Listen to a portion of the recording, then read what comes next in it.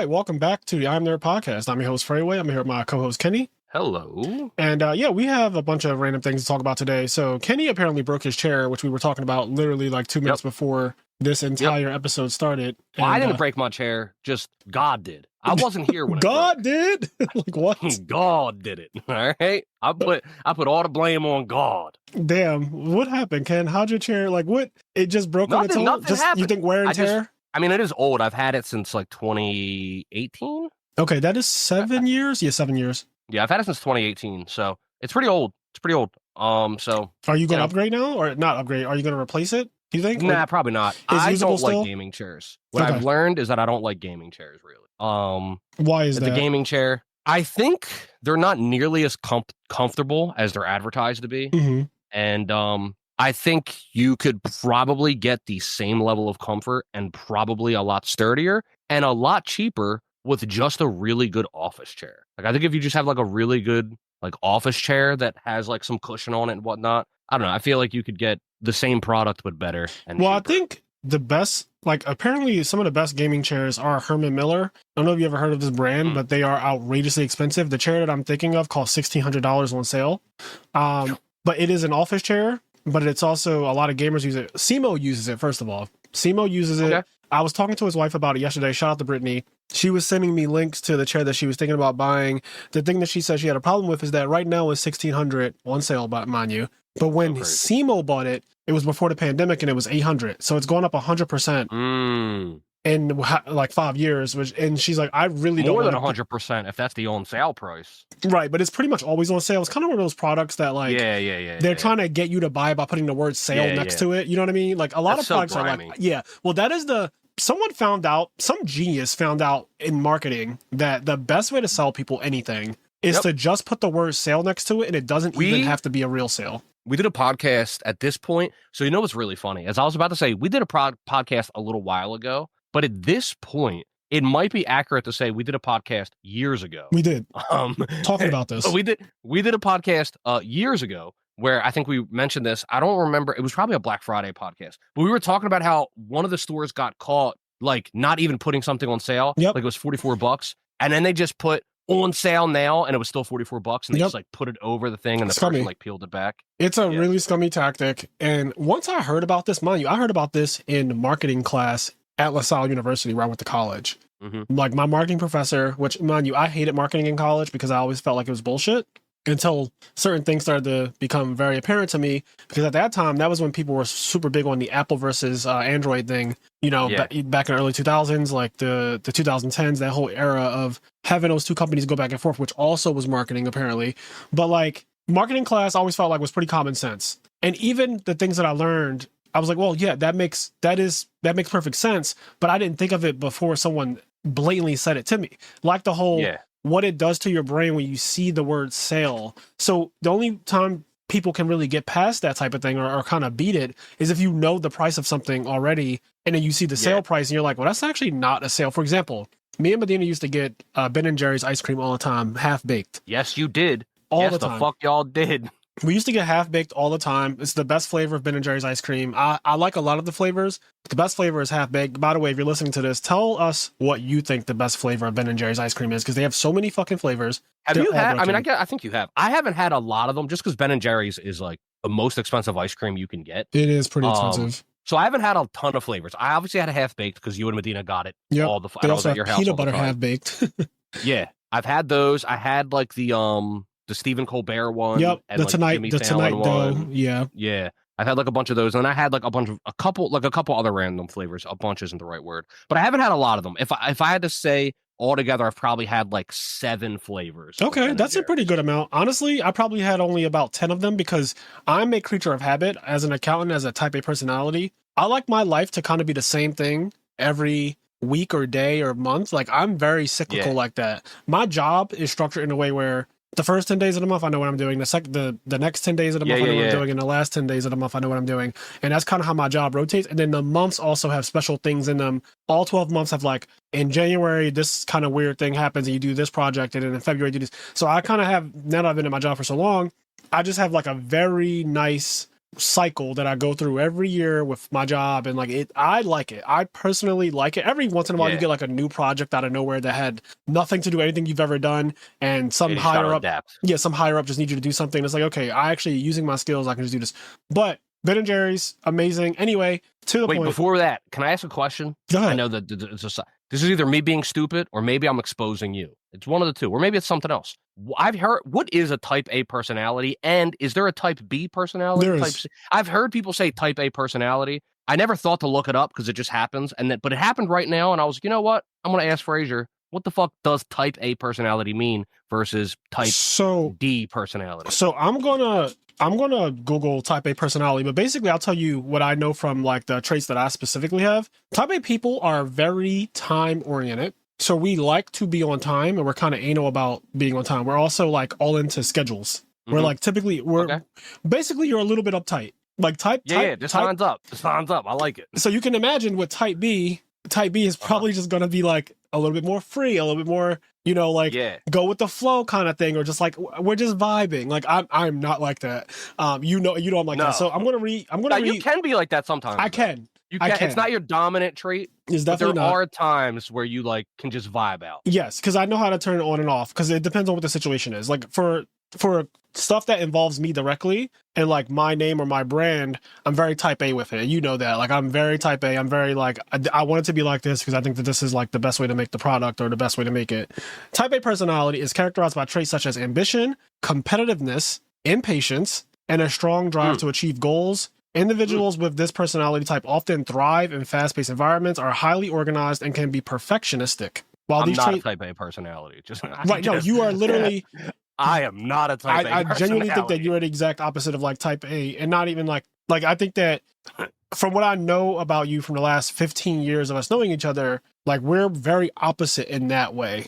Yeah, but I mean, you are competitive though, so you have certain there are certain things about you. Yeah, that I don't think everything. Right. How do I word this? Not everything's a blanket. I don't know if that's the right word. Yeah, but I know what you mean though. Not everything you don't have to be the whole of something, right? Like Yeah. But yeah, it says like high productivity and efficiency, strong work ethic, leadership potential. I think I have all of those qualities. Like I definitely take on a leadership role in a lot of things that I do. I have a strong work ethic. I literally have been working full-time as an accountant and also working on full-time content creation and just turning out ideas and videos nonstop every single week without fail for the last 4 years. So it's like, definitely this describes me. But the impatience thing is a big thing. Like I do not like being late, and I don't like waiting for things too long past a certain like deadline or whatever.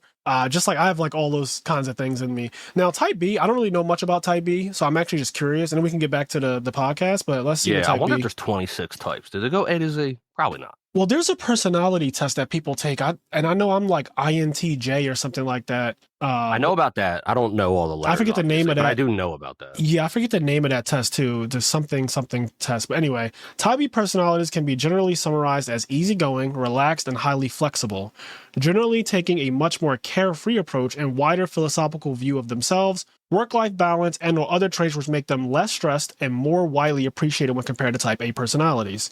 And then it just kind of goes into like, a whole bunch of stuff. I don't know if there's more types other than A and B, but in broad strokes, certainly you would be A and I would be B. 100%. I've always had you in my head. I've always had you in my head as a type B personality, and I've always known that I am a type A personality because this shit describes me. I don't even know if there's a single trait in type A that I do not. Like literally, like everything about it is like, I mean, every single thing, competitive, goal-oriented, fast-paced, organized, impatient, workaholic tendencies, perfectionistic, high productivity and efficiency, strong work ethic, leadership potential, like literally high stress levels, increased risk of heart disease, difficulty relaxing, potential for conflict. Definitely don't get along with a lot of people. I'm not very liked, and type of personalities tend to not be that way. Like we tend to be more of a Thanos type. I'm the only one who can do this, and I accept that like you will not like me for the decision that I'm making, but I think I'm making the right decision for everybody. We tend to be like that. Yeah, I don't care about when I was younger. I cared more about being liked. That was definitely a big part of like understanding who I was. Like you go through that whole popularity contest of high school and just other things going on in your groups of friends where like you're worried about why people don't like you as much as your other friends, but then you realize like you just can't care. You just can't care. Like you just can't. Yeah. You have to be yourself. Like I'd rather just be myself. And if you like me or don't like me because of it, I'm fine with that. Life goes on. what's beautiful about that though is that you are able, because not everybody can be that way. You're able to find, and I'm using you in the general sense, if you are that way in the way that Frazier's describing, and I would describe myself in terms of like, I do not care what the other people think about me. Yeah. The people that do like you, look, if you don't care if everybody likes you, then the people that do like you, you know, oh, they actually like me. Oh, They're yes. actually my friend. Because I'm not putting on for any of my friends. Like, my friends know exactly how I am. That's so much more important to me than having 100 friends, is knowing that the 10 friends I have are actually my friends. Yep, like that's way more valuable. It's a good point, because I really don't value having 100 friends. And I know I look on social media, because I'm on social media like obviously every day, and I see people, especially for birthdays, people just have like 100 reposts of people posting happy birthday to that person. So it'll be like this person's birthday. Yeah. And then their entire timeline would be like other people saying happy birthday to them and like posting a pic, but not even just like the informal Facebook say happy birthday, Happy birthday. You don't. It's like, I was at your party. Like, here's a picture of me at your party. It's a picture of you, like the birthday boy and the person who's saying happy birthday to them. And like, this is my ace boom coon, my ride or die. We go way back. And they have like 100 of those posts. And I'm like, God damn, like, I don't like 100 people.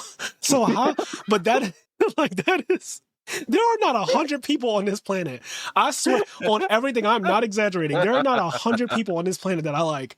There just isn't. And I'm being so serious about that. So there is not.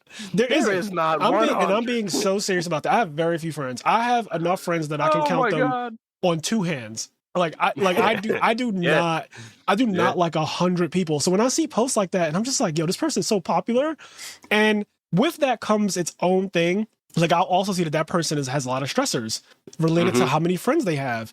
Like, after the party, the next day, and this is off on a complete tangent, but the next day I'll see that same birthday boy posting, like, to all the people who didn't show up to my party, like, it's fuck you, it's up for the rest of the year. Like, I'm not saying happy birthday to you back, so don't ask if you didn't give me nothing. That's so crazy. And it's just, you have 100 people at your party and you're mad someone didn't show up. Yo, it's so crazy. They're like, there are people that are like that. There's people that really get in their feelings about that. And like, for me, a birthday party for me is like if 5 or 6 of my guys are there. Yes. That's it. That's all we need. And we're going to play Smash, and we're going to fucking talk shit, and we're going to play, whatever, Slay the Spire. We're going to make fun of somebody. Whatever the fuck we do. We'll go like maybe eat hibachi grill, like whatever. I don't fucking know. Yeah. But I couldn't imagine having a birthday party like that at my age. Like, now, when I was 30, my family threw a surprise party for me. And there was a lot of people there, but that's family. It's all family. Yeah. You know what I mean? But like, that's the last big birthday I've been a part of, is like, I had a surprise party. But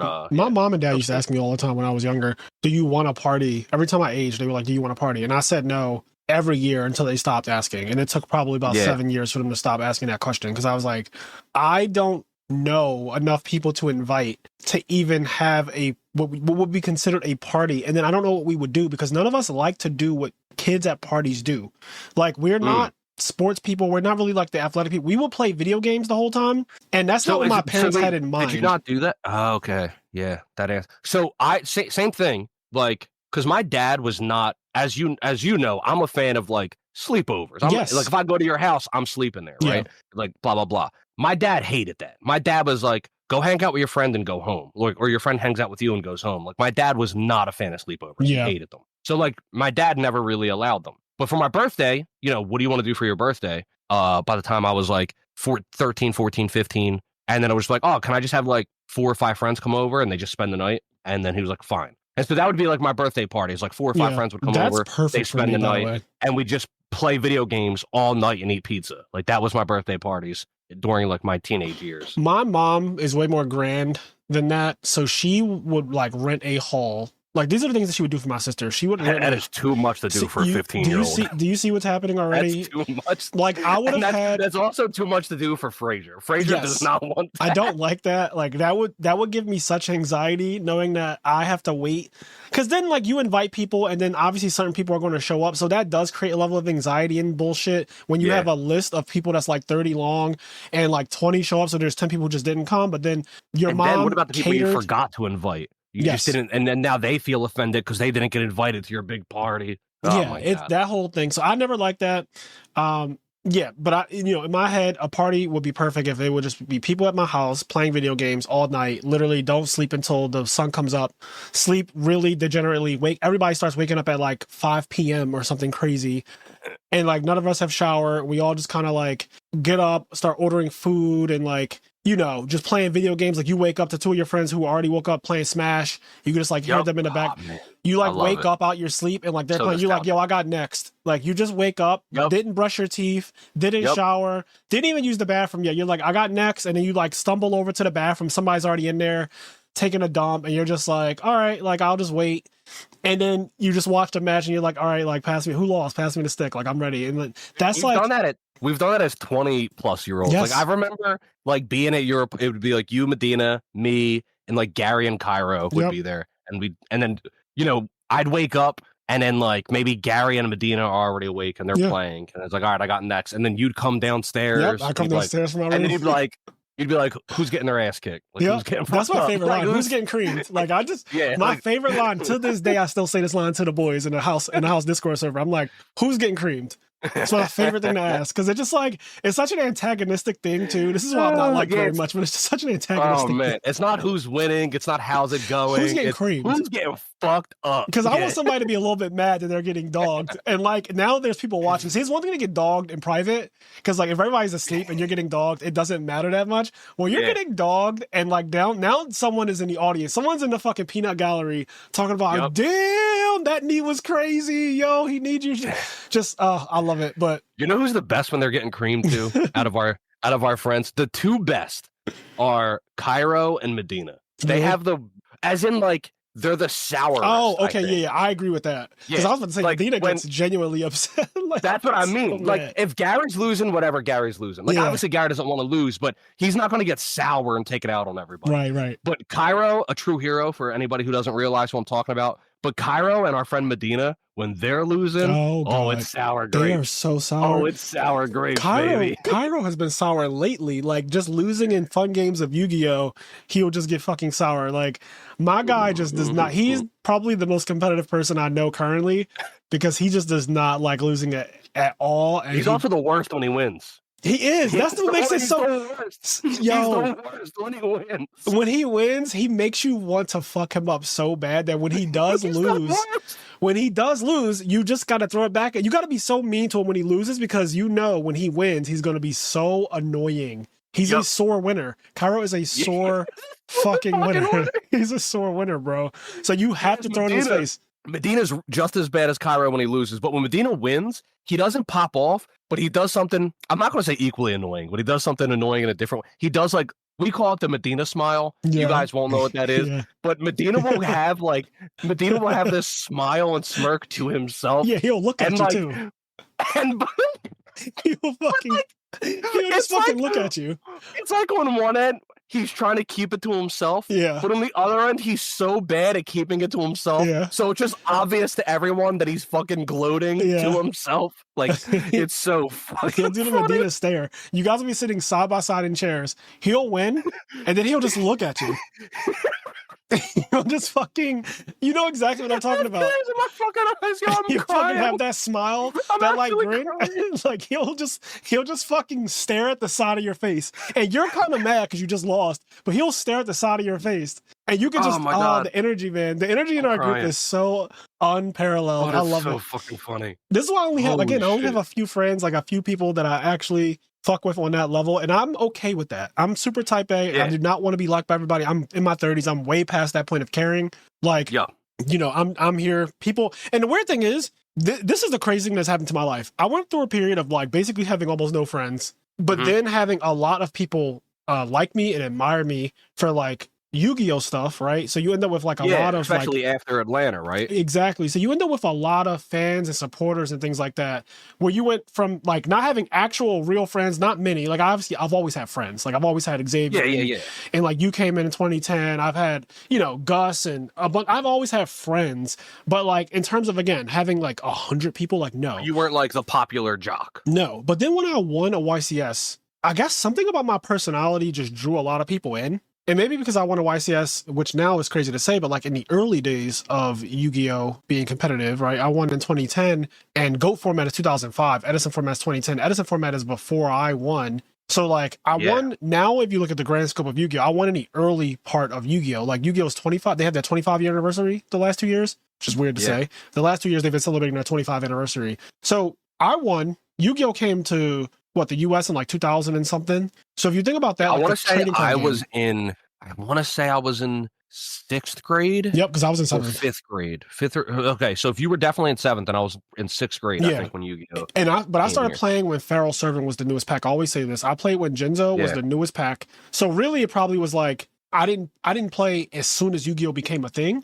But starter deck Yugi and Kaiba were still purchasable, which is crazy to think because those starter decks are hundreds of dollars now. You could purchase starter deck Yugi and Kaiba when I started. I remember getting them in a 7-Eleven. Yeah. So just to put it into perspective, like I've been playing Yu-Gi-Oh since the beginning, basically, of the grand scheme of 25 years of Yu-Gi-Oh! And I won in the first like 10 years of the game, I guess, being competitive or whatever. So now that the game is going another 15 years after I won my first YCS, when I think about it now, it's like, oh shit, it's different now. When people win now, I don't think they get the same notoriety, is basically what I'm saying. Like, there's a prestige that I got from winning back then because there were so few YCS champions back then. So we were now there's so many more. It's just time happens, and then there's just more and more champions. So even though it's still special to be a champion, it feels less special to the public because there's more champions. Right. Like, think about what Mewtwo King represents to Smash, and think about what whoever wins now. Like, Zayn is still obviously widely known, but there's people who have won events that are not Zayn, that are not as known because like it's so late in the game. Like, people remember the 5 gods still to this day. They remember the 5 gods, and Smash is also Melee. Melee like came out in 2001, right? So it's almost 25 years old. So you think about whoever won in the first 10 years, like those are the ones. And then it doesn't help that for a very long time there was only 5 people that could win a tournament. Nobody else could even get there.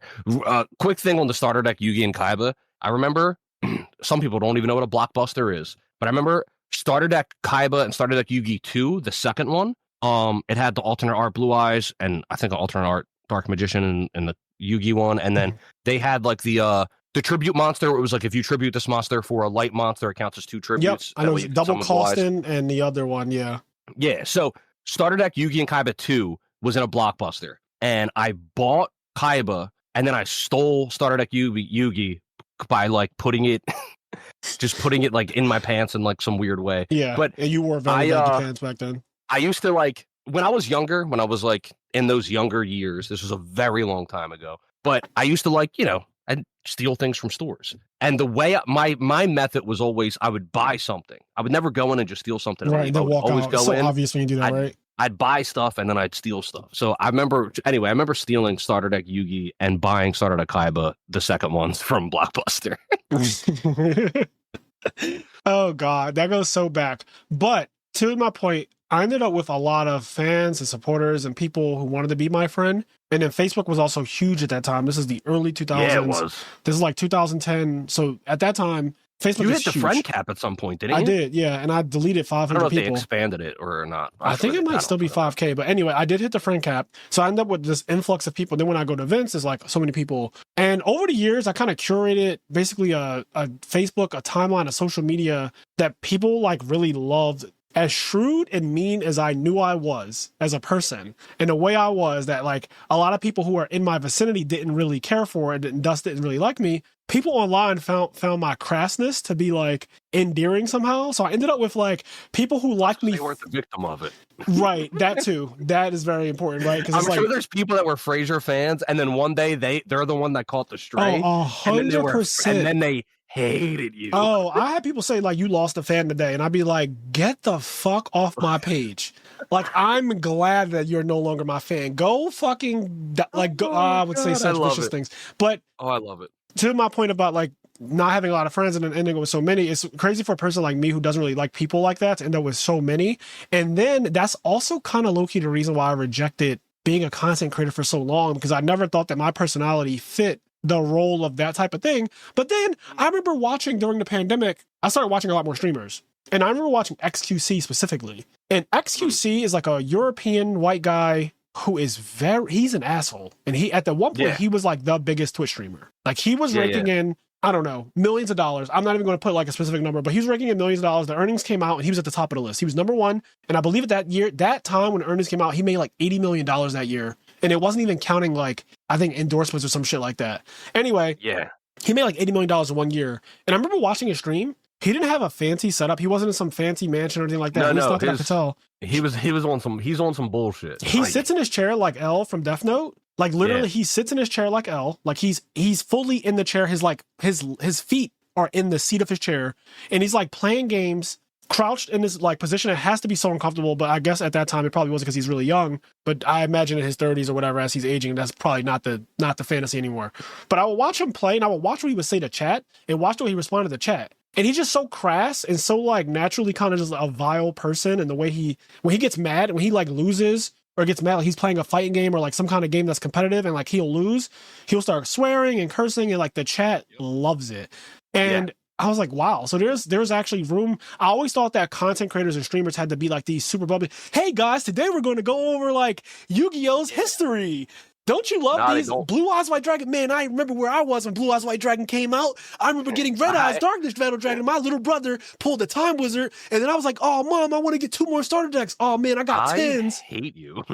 Exactly. I fucking never liked those people who put on these ridiculous personalities. And I've talked to Kenny in private about this type of thing. How I don't want to do that. Like when we were doing our content, I was like, I do not want to be like those people who put on that fucking voice and that personality, and you just know it's nowhere near who they really are. I hated it. Yeah, you just have to be you. There was a point in time where I feel like people felt like, and you kind of had to be, and it's still beneficial to be that fake personality. Yep. Like, no shade to the biggest YouTuber on the fucking planet, but like Mr. Beast has that. You know what I mean? It's just like kind of like he's a billionaire. So like nothing I say matters, but that like format is not appealing to me. You know, he does big, crazy, amazing shit, you know, shout out to him. But yeah, that never appealed to me, and it's still beneficial. But there's definitely room for the personality you're talking about, and there's different things that make it easier. One of the things that works in your favor is that you have to be good at something.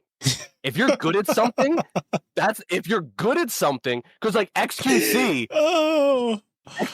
is really fucking good at the games he plays. Yeah, he is. And so he can get away with being an asshole because when somebody in chat says some dumb shit, he knows he's better than them. So when they give him a suggestion and he's like, what the fuck are you even talking about? And then that made me laugh so hard. Oh man, you're so right though, because that is what it is. People are he's very successful because he's a great gamer. Even if he never spoke, he's amazing to watch because he's really good. This was during the time when Among Us was the biggest game in the world. This is during the pandemic, so this is 2020. This is right. Everybody's in the house. Nobody is outside. And Among Us is the biggest game of all time at this point. And he's playing Among Us, and he is a mate because he's a great liar.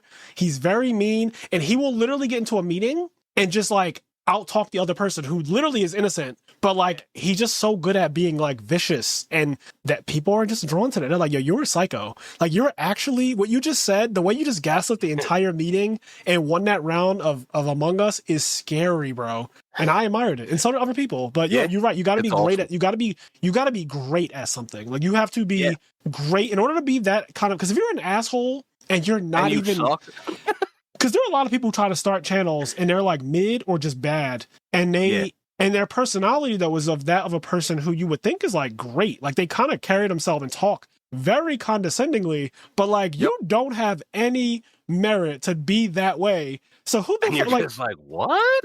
And then people just don't gravitate towards them because it's like, I don't even believe you. You don't even believe you. Yeah. I don't believe you. We never believed you. You never gave us anything to believe in. No, you hit the nail on the head. But I'm glad that there's room on the internet for both types. And the president is also showing us that you really can just be yourself and you can really say and do what you want and have success. I mean, if nothing else is proof of that, I always said, for all that Donald Trump is, right? For all that he is proven that you can do anything you put your mind to. Well, I've told this joke before. This is like, there's not much to this joke, but it's just a little thing I like to say. It makes me laugh. Barack Obama proved to us that anyone can be president. Yep. And then Donald Trump proved to us that anyone can be president. Yeah.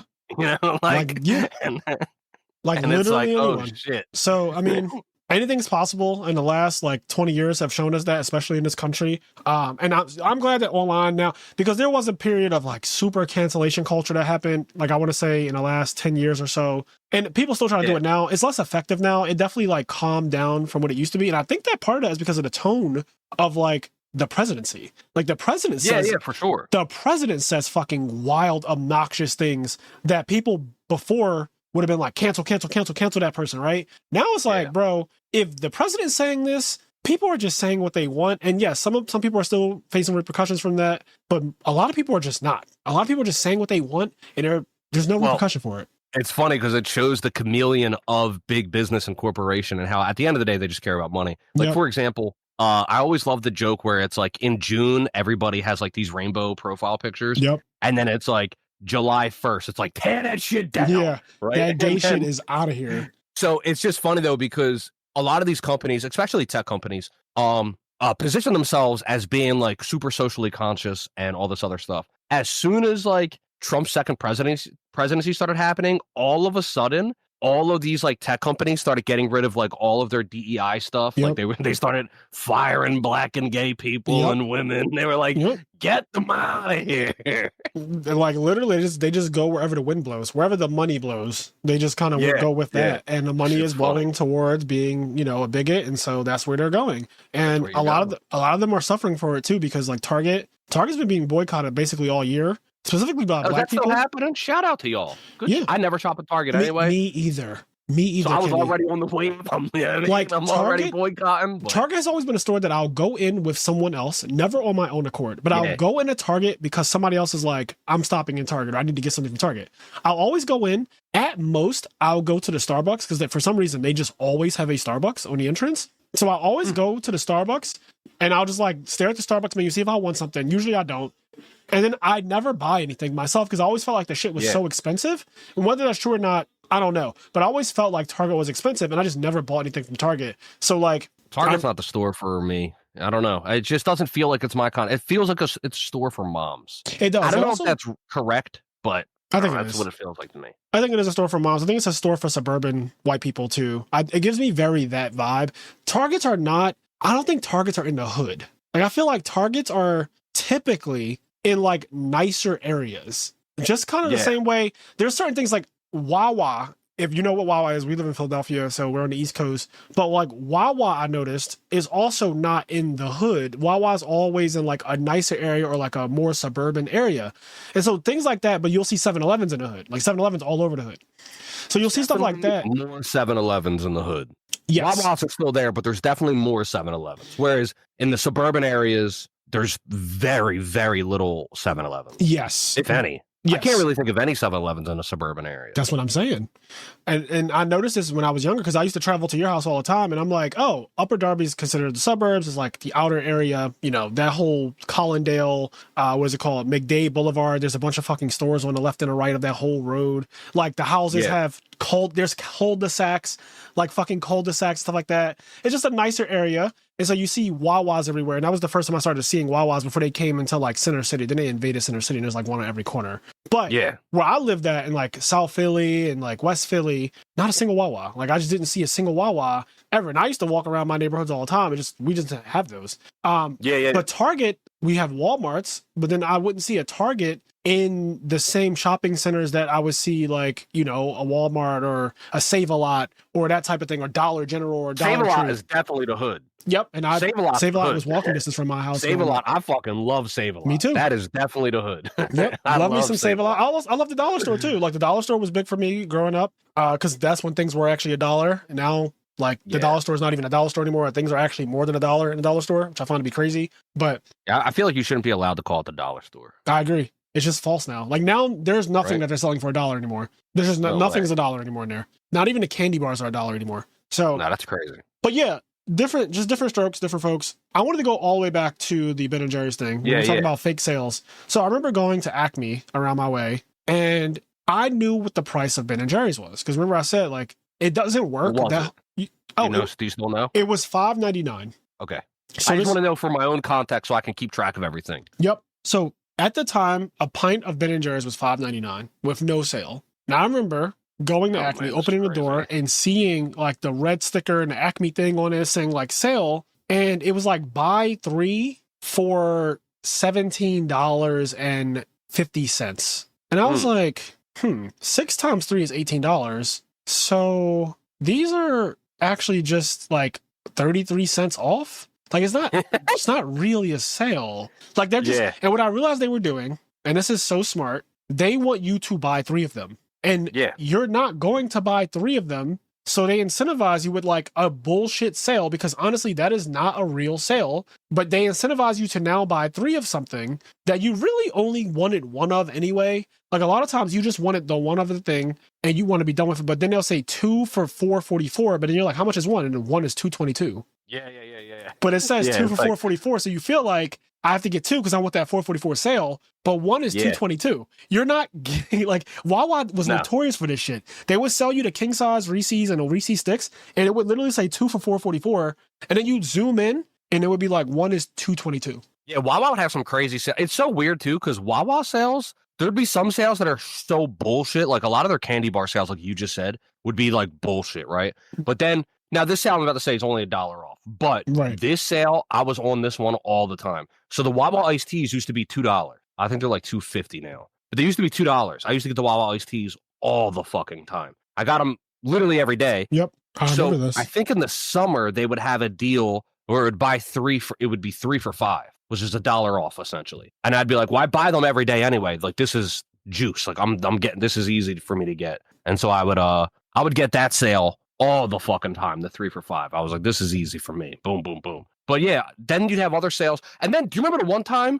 I came on this podcast and I was like, hey, I was in Wawa and I bought a thing of donuts and the donuts were $7. Oh my God. And then, I went up to the thing and the donuts were $7. And oh my God. I just like wanted them. And it was the one, it's the long, you know what I mean? Like the long Entenmann's one where it's like exactly. 2, 4, 6, 8. Yep, Yeah. I know exactly. It was like $7. And I just went up to buy it. I was like, whatever. Like, I didn't really care. I was just like, wanted donuts. And the guy was like, hey, do you want 2 for the sale? And I was like, no. And he was like, like, I didn't even listen to what the sale was. That's so funny. I just said no, right? I said, I don't care about the sale. No, I just give me the one. Because like, whatever amount more it is, like, it's not worth it. Right. And then he goes, they're 2 for $7. And I was like, wait, how much is this? He goes, 7. I was like, it's buy one, get one free? He's like, yeah, but I guess so. And I was like, this one's 7? He's like, yeah. And I was like, and it's 2 for $7. Yeah, I was like, it's not 2 for $7.50? Right. No. I mean, I guess I'll get 2. Fine. Right. Like, I'll get 2. You literally free. But why the fuck? Why? I don't understand. Like, I still to this day don't know why that sale was at. Like, they were like, it's 1 for $7 and it's 2 for $7. I was like, I don't know why. Yeah, that doesn't make sense, but I have seen that exact thing you're talking about where, basically, like you said, it's buy one, get one free. Yeah. So in theory, like, you should always get 2, which, adds to like overconsumerism, and it also adds to calories and you becoming obese. And that's something that I had to do. I stopped doing this at like 25 years old. I made a conscious decision to stop buying things in multiples that just said that you had to buy it in multiples. I just stopped doing that. Yeah. I used to buy, so Wawa was notorious for putting things in pairs. Like, buy 2 of the Wawa iced teas or lemonades, buy 2 of them, you get like a special deal. Buy 2 of the Reese's sticks, you get a special deal. Buy 2 of the Entenmann's snacks, you get a special deal. And everything was like getting you to purchase more quantity of something that you really... We do that at the smoke shop. At the smoke shop, if you buy 2 of those nicotine vapes that everybody smokes, if you buy 2, it's $10 off. Yeah, so you're incentivizing people to buy more of something that they really probably only wanted 1 of. So what I've stopped doing is,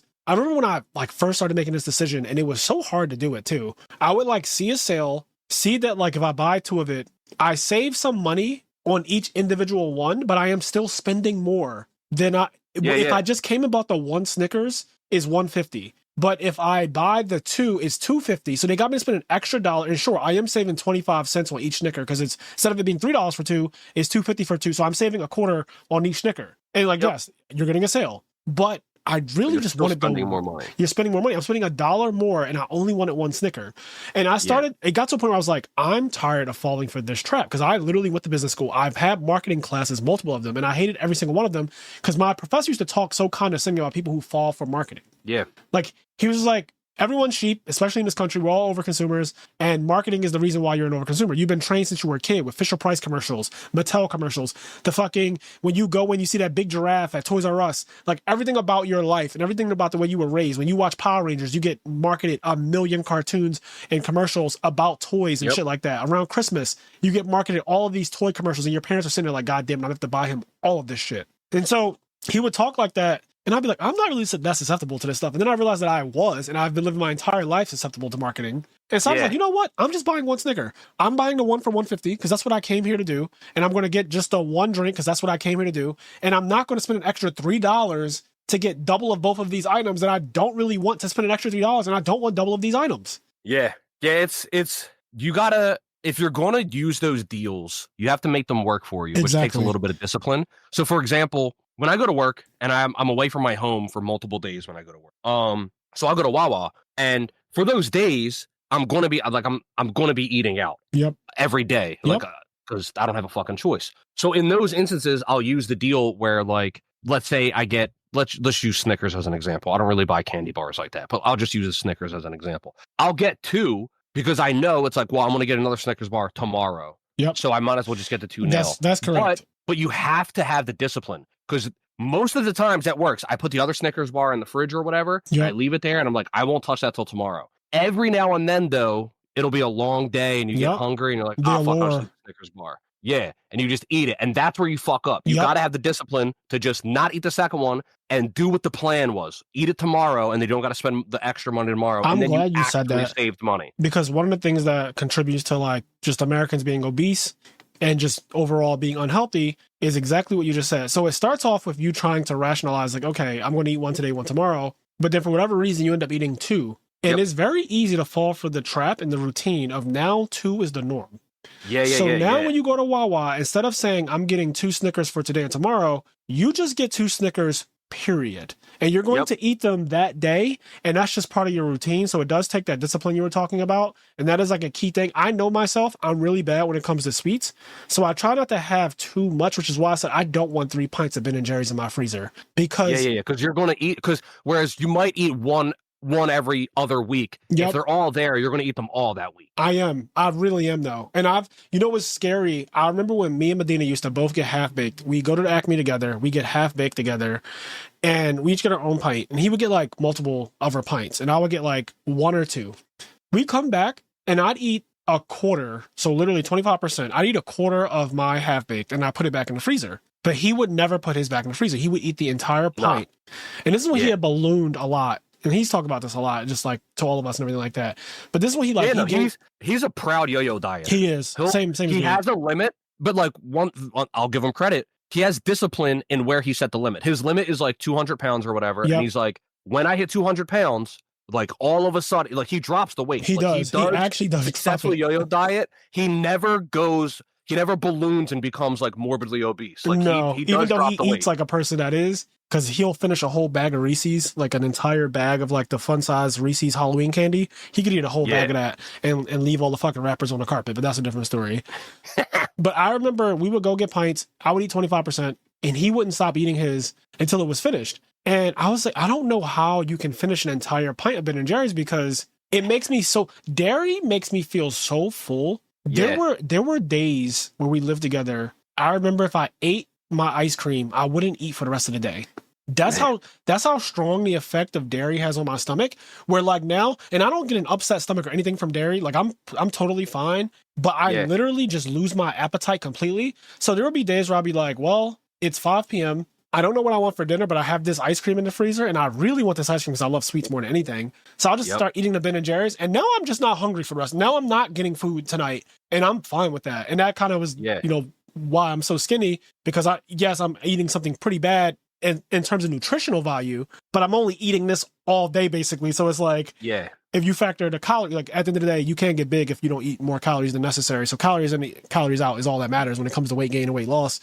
But he will eat a whole thing. What I wanted to say, I realized that I could eat an entire pint as I started getting older and I started gaining more weight. Like I got to a point, especially during the pandemic, I remember sitting in the living room and I ate half of a pint. This is like 2020, so everybody's in the house. I remember eating half of a pint, watching XQC and 5UP just play like Among Us. I ate half a pint and I put the pint on the coffee table in front of me, right? And I'm like, I'm going to take that and put it in the freezer eventually, but I just want to like see the end of this game. And so it'd be sitting there and like obviously it's like slightly melting, whatever like that. And I know that in the back of my head that like I need to get up, but I'm kind of lazy. I'm just like lazy. Just like sitting there watching. And then like time passes and instead of putting it in the freezer, I just grab it and I start eating the rest of it. And I finished the entire pint of Ben & Jerry's. And I realized that like I've crossed a threshold that now I've let my body know and my mind know that I could just eat a pint of ice cream. And I started eating a pint of ice cream in 2020, occasionally just eat a pint of ice cream. Like I would just occasionally eat a pint of half-baked. Yeah. The pints are fucked up because of how small they are. They're, it says like serving size, like 3 or whatever. Yeah. But like the thing about the pints, because I've easily demolished a pint of ice cream. Yeah, I can do it right now. It's like they're so small. Yep. Like ultimately they're like hand size, like they're meant, like it's almost like they're meant to eat the whole thing. Like it's like they're kind of fucked up. Like they're fucked up because they pack a lot of calories. Yeah, I know. But if you got like one of the bigger tubs of ice cream, you would get like a couple scoops out. Yep. And then you'd eat less than a pint, and then you put it back in your freezer, because then in order to get more, you'd have to go upstairs and and then so you just don't do that. So you end up eating less. But the pints are so convenient, and that's why they're dangerous. Yeah, convenient bad food for you is so dangerous. And I remember, man, Ben & Jerry's is so good. But I remember getting a pint and like struggling with not eating a whole pint, and then I remember gaining so much weight, and then I knew exactly what was happening. Like I'm just eating more, and I'm not moving because I'm not leaving the house. I'm working from home. It's 2020, the pandemic's happened, so I'm fully not leaving the house. I'm not going to the gym. I'm not walking. I'm just sitting down all day watching streamers and working, and I'm putting on weight, eating half-baked. And I remember looking at the fucking nutritional facts on it one day and realizing that a pint of half-baked, if I'm not mistaken, is like 1,300 or 1,400 calories for the entire thing. Yeah. But I also remember seeing that next to it, it tells you one serving is like 400 calories or something. So like one serving would be 400, it'd be like this total thing is 3.5 servings. So like 400 times 3 is 1,200. I know that just real quick, like 3 times 4 is 12. So 1,200 calories if you eat the whole thing and like just add a little extra. So it's a little over 1,200 calories for eating an entire pint. And I'm downing a pint, not every day, but like every other day, which is not any better, to be honest. Yeah. By the way, 3.5, dude, I hate shit like that. That, once again, more marketing. Like, if a tub of something you get is like 3.5 servings, it's like, oh, so now I have an extra half servings, and that's not going to fill me up. So now I got to buy 2, so it can be an even 7 servings. Like bullshit.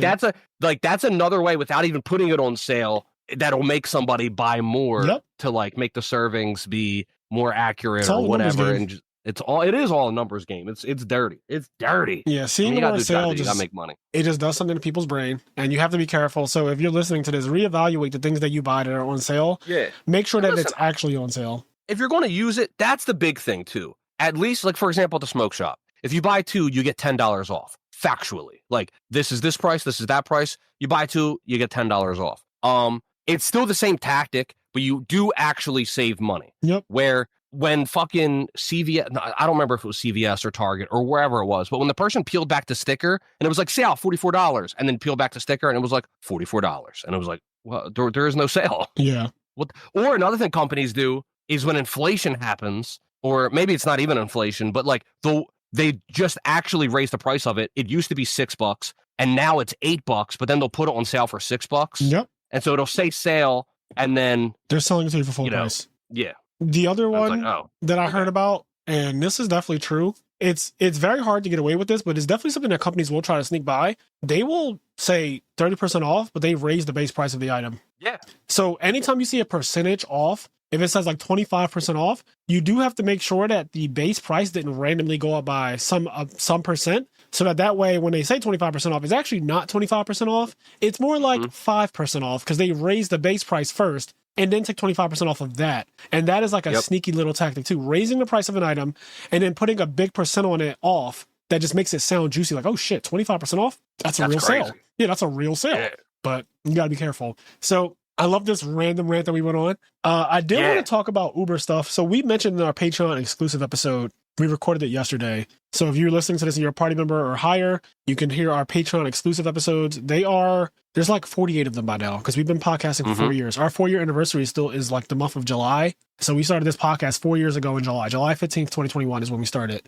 And so there's like 48 extra episodes of the podcast. And the one we did yesterday, we talked about Uber doing this new thing where women can request women as their driver when they're doing Uber. So like, obviously, there's been all kinds of wild cases of women getting in the back of cars and being sexually assaulted or whatever by men. And so they not even sexually assaulted, but men, because like I mean, also, I don't know what the range of sexual assault is considered. I don't know if words or threats or whatever. But so my point is, maybe it's not even full on sexual assault, but just misconduct. And that there's women that'll get in the back of a car and the guy will just start talking about sex with them. And yeah, like being a creep. Like he doesn't do anything, but he's just being creepy. And the girl's like, I don't want to fucking deal with this. Like, I don't want to get in the back of an Uber and a guy just starts talking to me about sex. Yeah, 100%. So we were talking about that, and it just made me think about, like, I've had some very interesting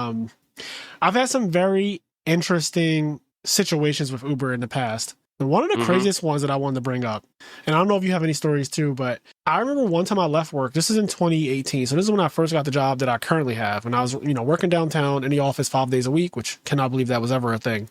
But I was working downtown. I remember I left late at like 7 p.m. So it was night because it was in the winter time and it's dark. Like it's that daylight saving. So it's dark as shit at like 5 p.m. I leave at 7 because I'm helping my boss with something. And this is back when we used to do overtime, which is so crazy because even that is not a thing anymore. But I was doing overtime and I left at 7 p.m. I called the Uber and it said white Toyota Camry. So across the street and a little down the street, I see a white Toyota Camry. So I walk over to it. I get in the back seat and I close the door. I like take my bag off and I get comfortable. I think I know where this might be going. Yeah. And the guy turns around and he's like, what are you doing? And I was like, Uber? And he's like, no. And I was like, this isn't where I thought it was going. Okay, continue. I was like, I have a similar-ish story. I was like, oh, I'm so sorry. And I like get out the car. I could tell that this person was terrified. Yeah. Like I ran it like, not even to be, that's not even to bring some GTA shit. Like I just opened your door and got in your I got in and like, not even to be like bring race into it, but I have to. So he was white. I'm obviously black, but I also don't look like any kind of threatening person, whether white, black, Indian, Chinese, whatever. Yeah. I don't look threatening. And at this time also, I didn't have facial hair, by the way. I had no facial hair. So I look very young, especially back then.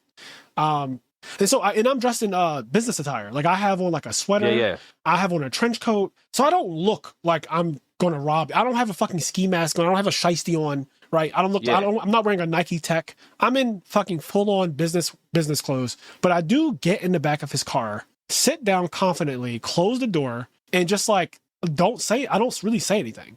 Because that's what I just scare on the other side of that. Like, what if he reacted in a way where he just like shoots you? You know what I mean? Right. Because that's what fuck. We were both freaked out. When I got out of his car, my heart was pounding so bad because I saw the fear in his eyes. And as soon as I realized what I had done, I was so embarrassed, but I was also so afraid of like the whole situation. So I got out of his car and I was like, I'm so sorry. Like close his door. And then he just like, then I heard the like lock sound.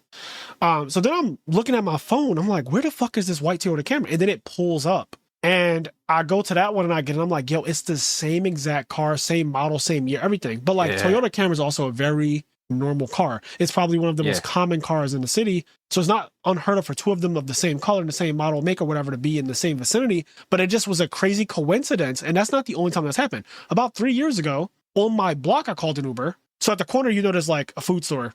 I called an Uber and I see the exact car that it says on the app. I see the exact car coming down the street. And so like it gets to a point where it's like basically in front of me and it kind of stops and I get in the back. The guy is Mexican. He turns around and he goes like, see? And I'm like, Uber? And he's like, no, see. And I'm like, Uber? And I'm like pointing at I'm like Uber, like you're my Uber? He's like, no. And I'm like, you're not my Uber? I'm like, it says right here. He's like, no, not Uber. No Uber. And I'm like, are you fucking serious? So I get out the car.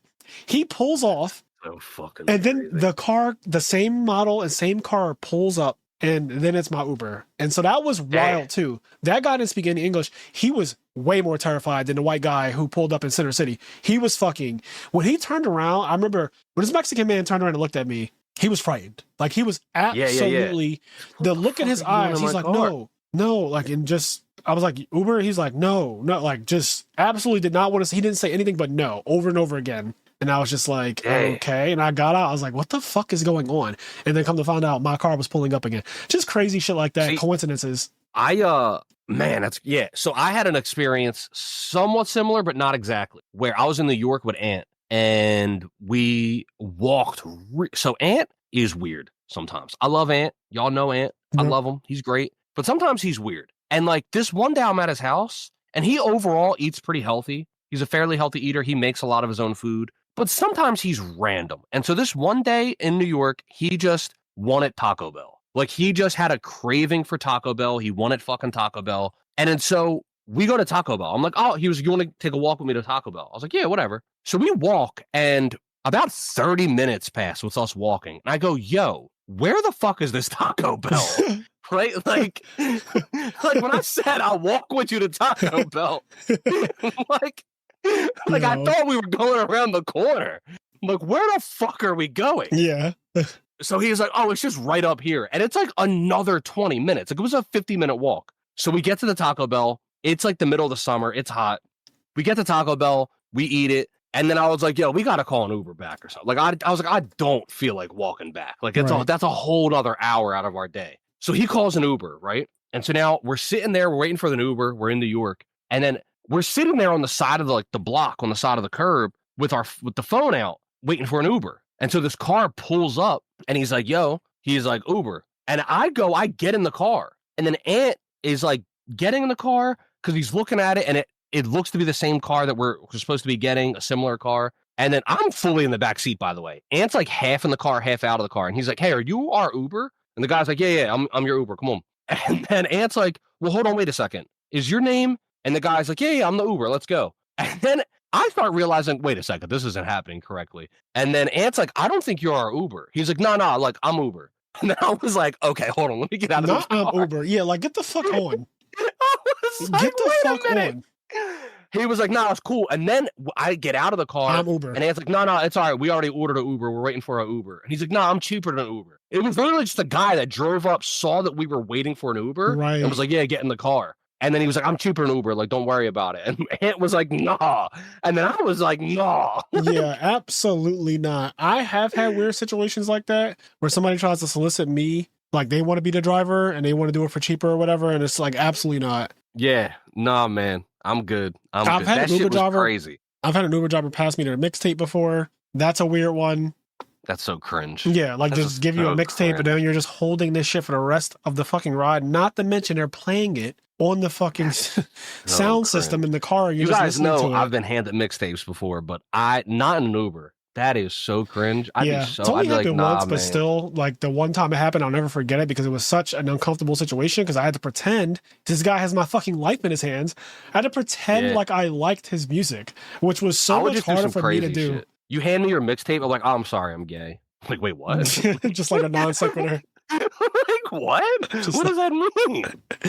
She's like absolute ad hominem over there. Just, I'm gay. I was like, okay. I love, dude. It's so fun because if you're just weird and confusing, you can really throw people off. Yes. Like you just like, and they're like, what? And they're just like, they're off put. One of my favorite things in terms of Uber, and like, I'm fine with the change they're making with like women only having women drivers because like, listen. Yeah, it's at their request. So, like, obviously not all women have to, it's not forced on them. Yeah, it's at their request. It's at their request. Men are fucked up, man. Like, I'm one of those people. There's two things. On one end, I am 1 billion jillion % in favor of pretty much anything that is progressive, anything that leads to people having more or equal rights, etc. Same. So I am in 1000% favor of anything that has to do with trans rights. This will make sense in a second. I'm 1000% of everything that has to do with trans rights and trans people and everything like that. I will fight right there with you for anything that you need. However, I also agree that men and women are fundamentally different, and I think men are just worse people than women. And so it makes sense to me that a woman doesn't want to be in a car with a man. That's all I'm saying. Yeah, I think men are horrible. I think men are just horrible. Like, I know I'm horrible, and I know the other people that are like me are horrible. And there's people worse. Imagine that. And there's people way worse. Way worse. The thing that Uber needs to add, though, and we've talked about this, they need to add don't talk to me. Talk. Don't talk. Do not talk to me. Do not talk to me. If you don't talk to me, there should be a button that says like, okay, here's how the don't talk to me should work, right? You have to opt into it, right? And you click it and it's like, okay, if they don't talk to you, you have to give them a tip. But if they do talk to you, they get no tip. Oh, I love that. I love that. Because now it's incentivized on both people's, I love that. Yeah. Like, I don't want you to talk to me, and I'm willing to pay a little extra for that service. And if you want to make your tip, you also will not talk to me, and then you'll make your full, I would love that. I would love if there's an incentive. That'd be so good. Yeah. I also like that now. And this has been a thing for a long time with Uber and Lyft, but I now check the license plate before I get in the car because I had 2 incidents where I got in the back of the car. I was going to ask that. I was going to ask you that when you told me the second story of you getting inside of the guy's car. I was going to ask, do you check the license plate? So the thing is, there was a period where I just never did that because it was always the car, right? You just see, if you see a red Toyota Camry pull up, I assume that like there's no way a red Toyota Camry happens to be driving down my street, because it's not like when that guy, the Mexican one, pulled up on my block and I got in his car, he happened to be driving down the block. You have to think about the chance of this happening. He's driving the exact car that I summoned to my door with Uber, the exact same car, but he's just not within the same minute of it has to be within the same seconds, the same minute, because if he just got 1 block down the street, I would never even know. Like, I wouldn't even know. Yeah. But he happened to be driving exactly down the street. And I usually come out the house from my Uber like when they are very close. I'm not one of those people that's like waiting outside too long for an Uber. Hell no. I don't do that. I like either the Uber's waiting for me to come out and they're already there, or I get outside right as they're coming down the street. I'm a very last minute go outside person when it comes to Uber. Like last minute go outside. 100% same. The only time I wasn't last minute was when I was working at the bar. Because like when I was working at the bar, I worked on the roof of the bar, and the roof closed before the inside of the bar. So like the roof would close at like 12, and then the inside would close at like 2. Yep.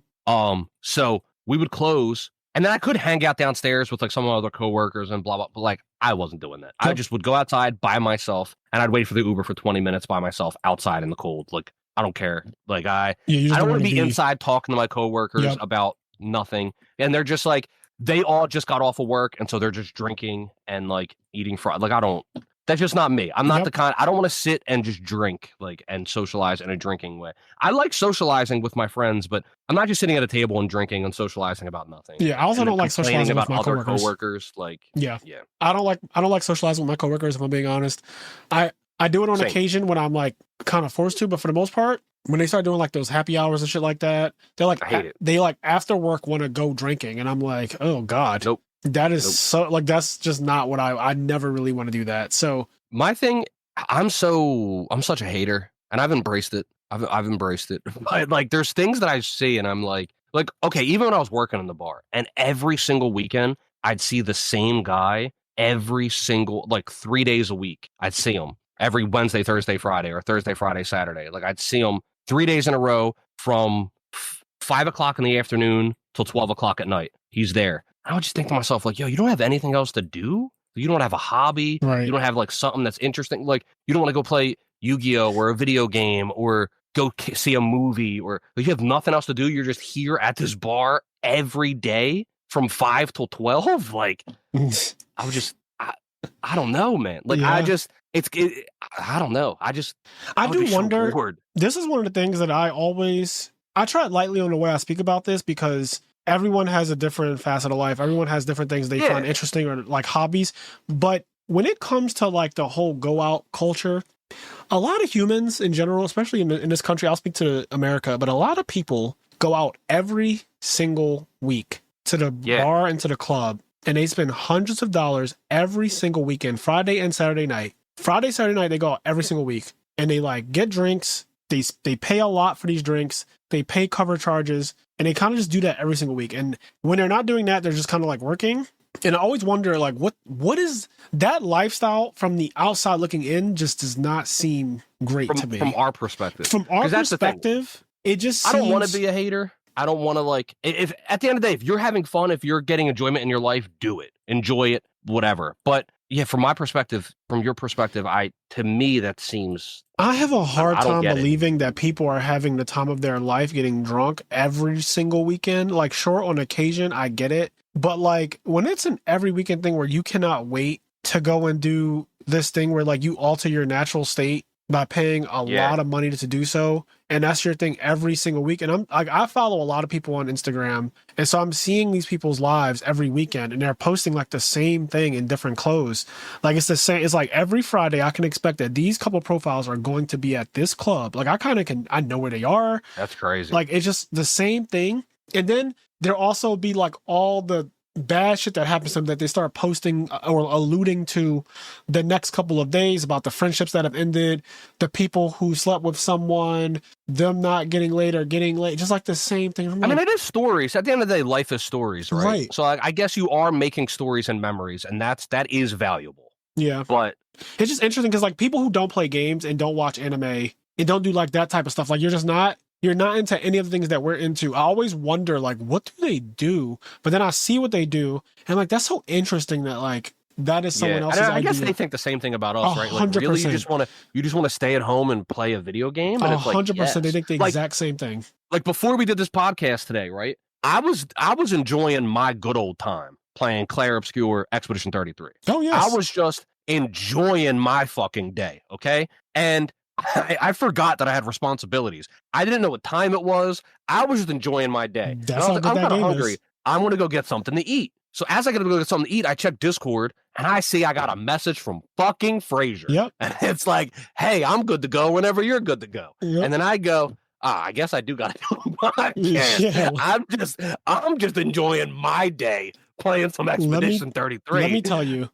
There was not a time in my life that was harder to record any content than when I first started playing Clair Obscure. Those first 2 weeks, oh man, I remember all I wanted to do, recording Master Disaster, teach me how to cook, the podcast, the Patreon exclusive, all of that shit was so much harder to do because it's rare that I feel this way about a game, but certain games make me, like Monster Hunter does it to me too, certain games make me not want to do anything else in my life except that game. And that's when they're like really, really good.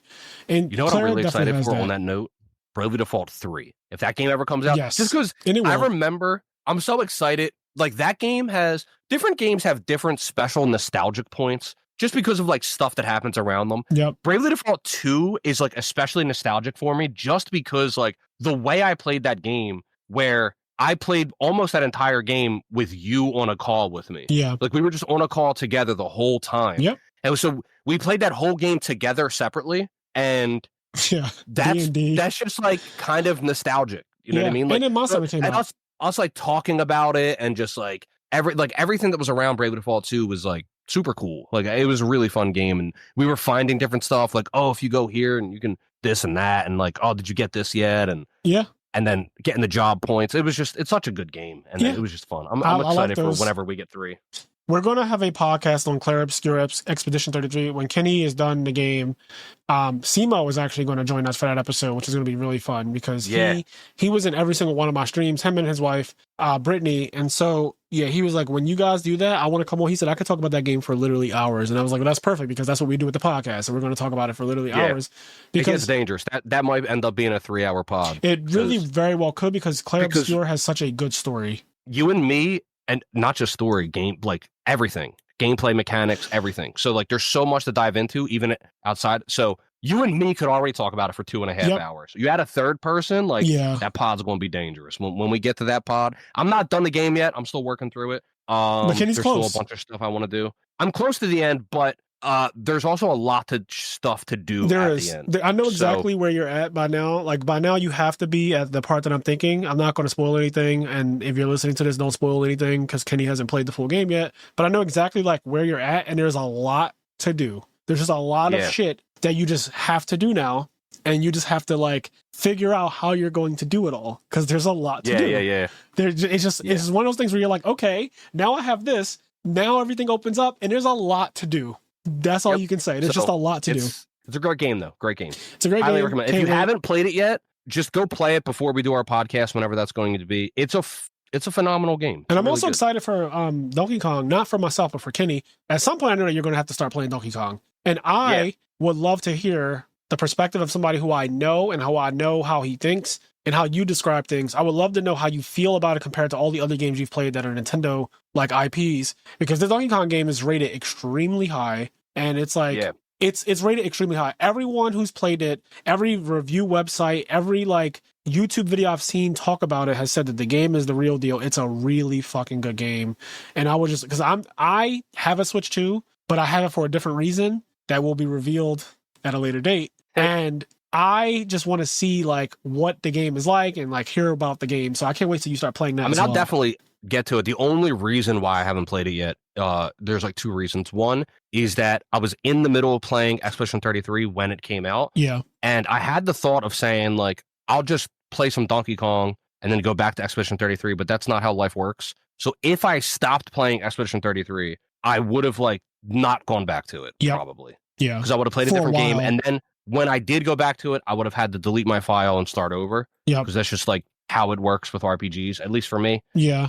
If you're too far away from the game, you just got to delete the game and start over. I've done that a lot of times. So I consciously chose not to start DK, even though I really wanted to. I've been waiting for a big DK game for a long time. The last time Donkey Kong had a 3D game was on the Nintendo 64. So it's been a very long time since Donkey Kong had a 3D game. Really? Yeah, Nintendo 64. Yep. Oh my God. Did not have. There's not a GameCube 3D DK, not a Wii, not a Wii U, not a Switch. Oh my God. It's been since N64 since DK had a 3D game. So I've been waiting for this game for a very long time. I'm very excited to play it. I can't wait to see how it is. I hope it's as good as everybody says. But the other reason why I didn't play it, and then it also slowed down my progress on Expedition 33, is I had the flu last week, and that just slowed everything down. Yeah.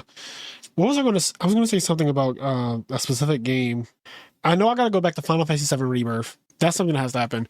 There's also Kirby in the Forgotten Land, and I still want to play that. Like, I remember when it was coming out, we did a Nintendo Direct. We did like a whole podcast or like a whole thing on the Nintendo Direct, and that was a game that I never forgot about. Like, I never ever forgot that Kirby had a new game that came out on the Switch, and I just never got to play it. And so at some point, I still want to go back and play that as well. And if that's a game you're still thinking about, you should probably play. If it's a game that this far away, you still think about it. Yeah, because it's been years now. I feel like the game's probably like 2 years old. Yeah, probably at least 2 years. That's so funny because we're 4 years old. So. It feels like it came out very recently, but like it had to be years ago by now. Kirby, let me just. Yeah, I mean, I think it was before I got my apartment, so I think it was 2 years ago at least. It's a 2022 action platform game, March 25th, 2022. 3 years ago. 3 years ago, holy shit. Yeah, and I still think about the game pretty often, and I never saw gameplay for it outside of like the Nintendo Direct.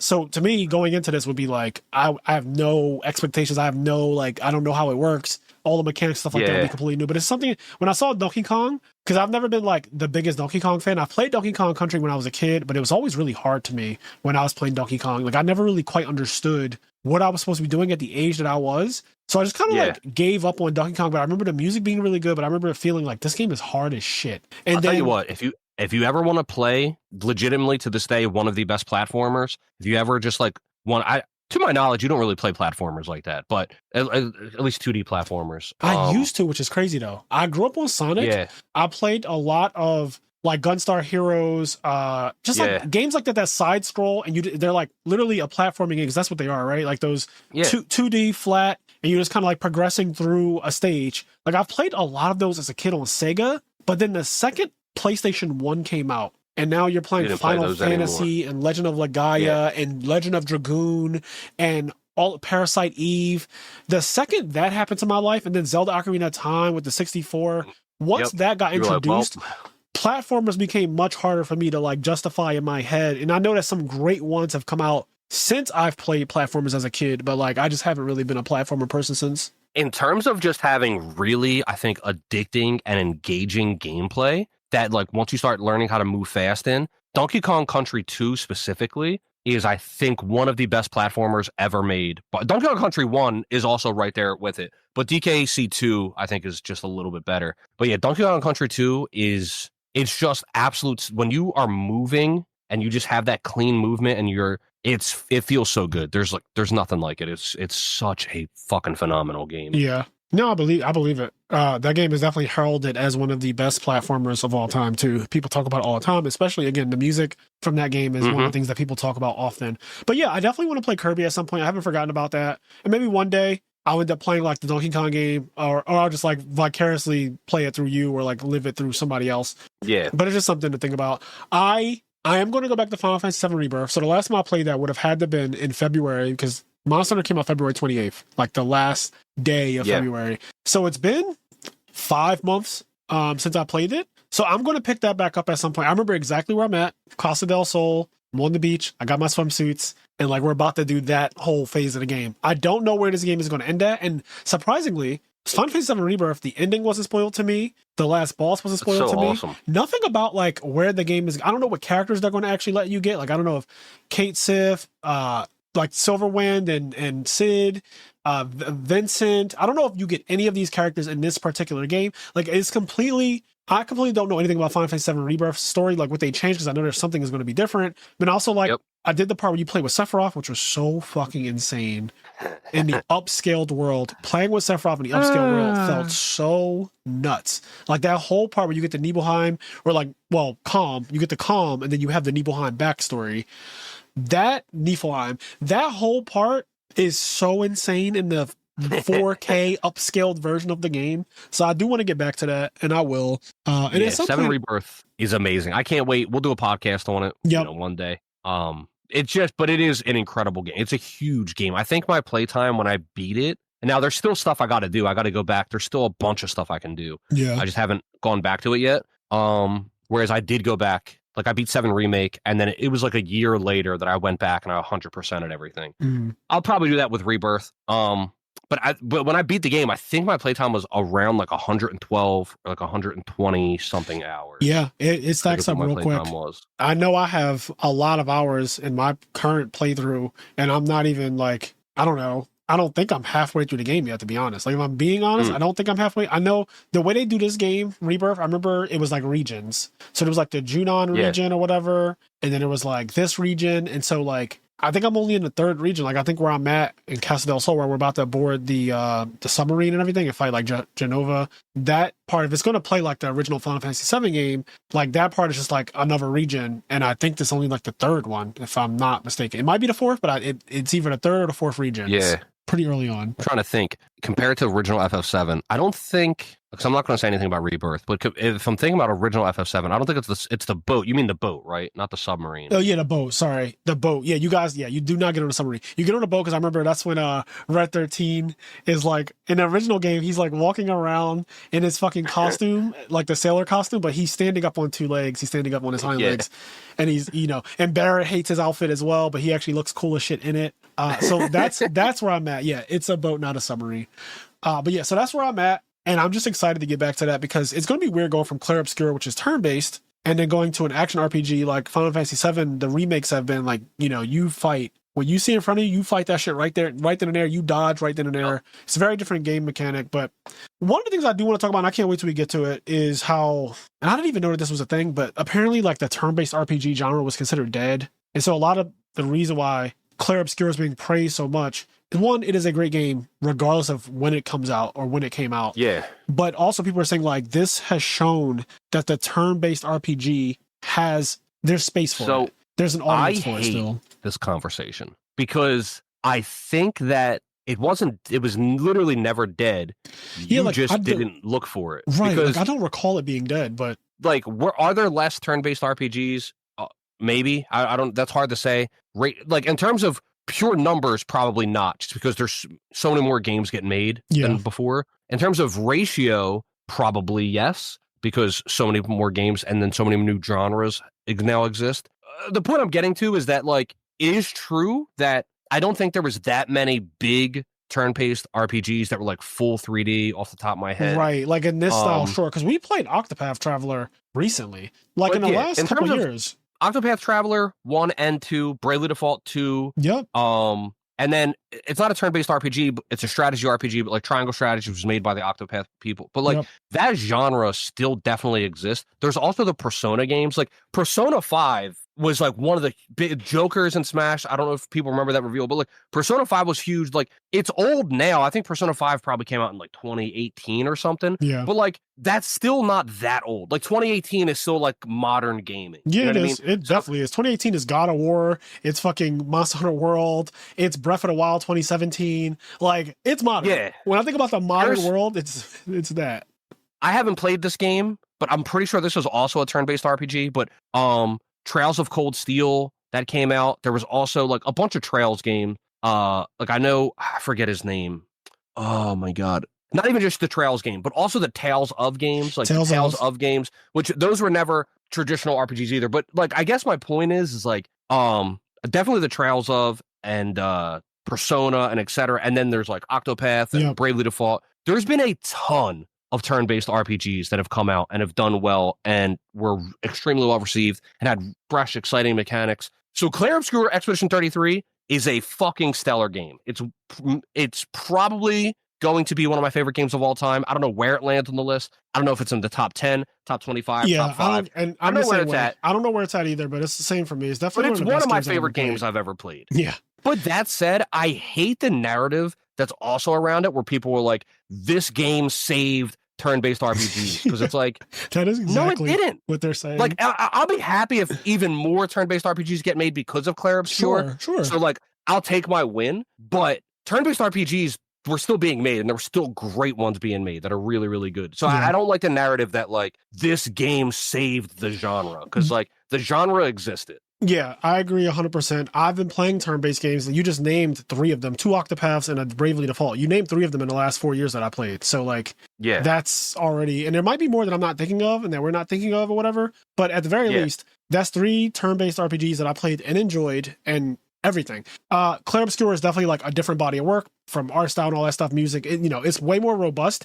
And I think the shot that the people were throwing is more so as Square. Because a lot of the comments that I saw were directed at how Final Fantasy, and I do agree with this, and we probably can talk about this maybe in the Clair Obscur episode, maybe not, but Final Fantasy, I feel like as a franchise, has definitely been mishandled outside of the Final Fantasy 7 remake stuff.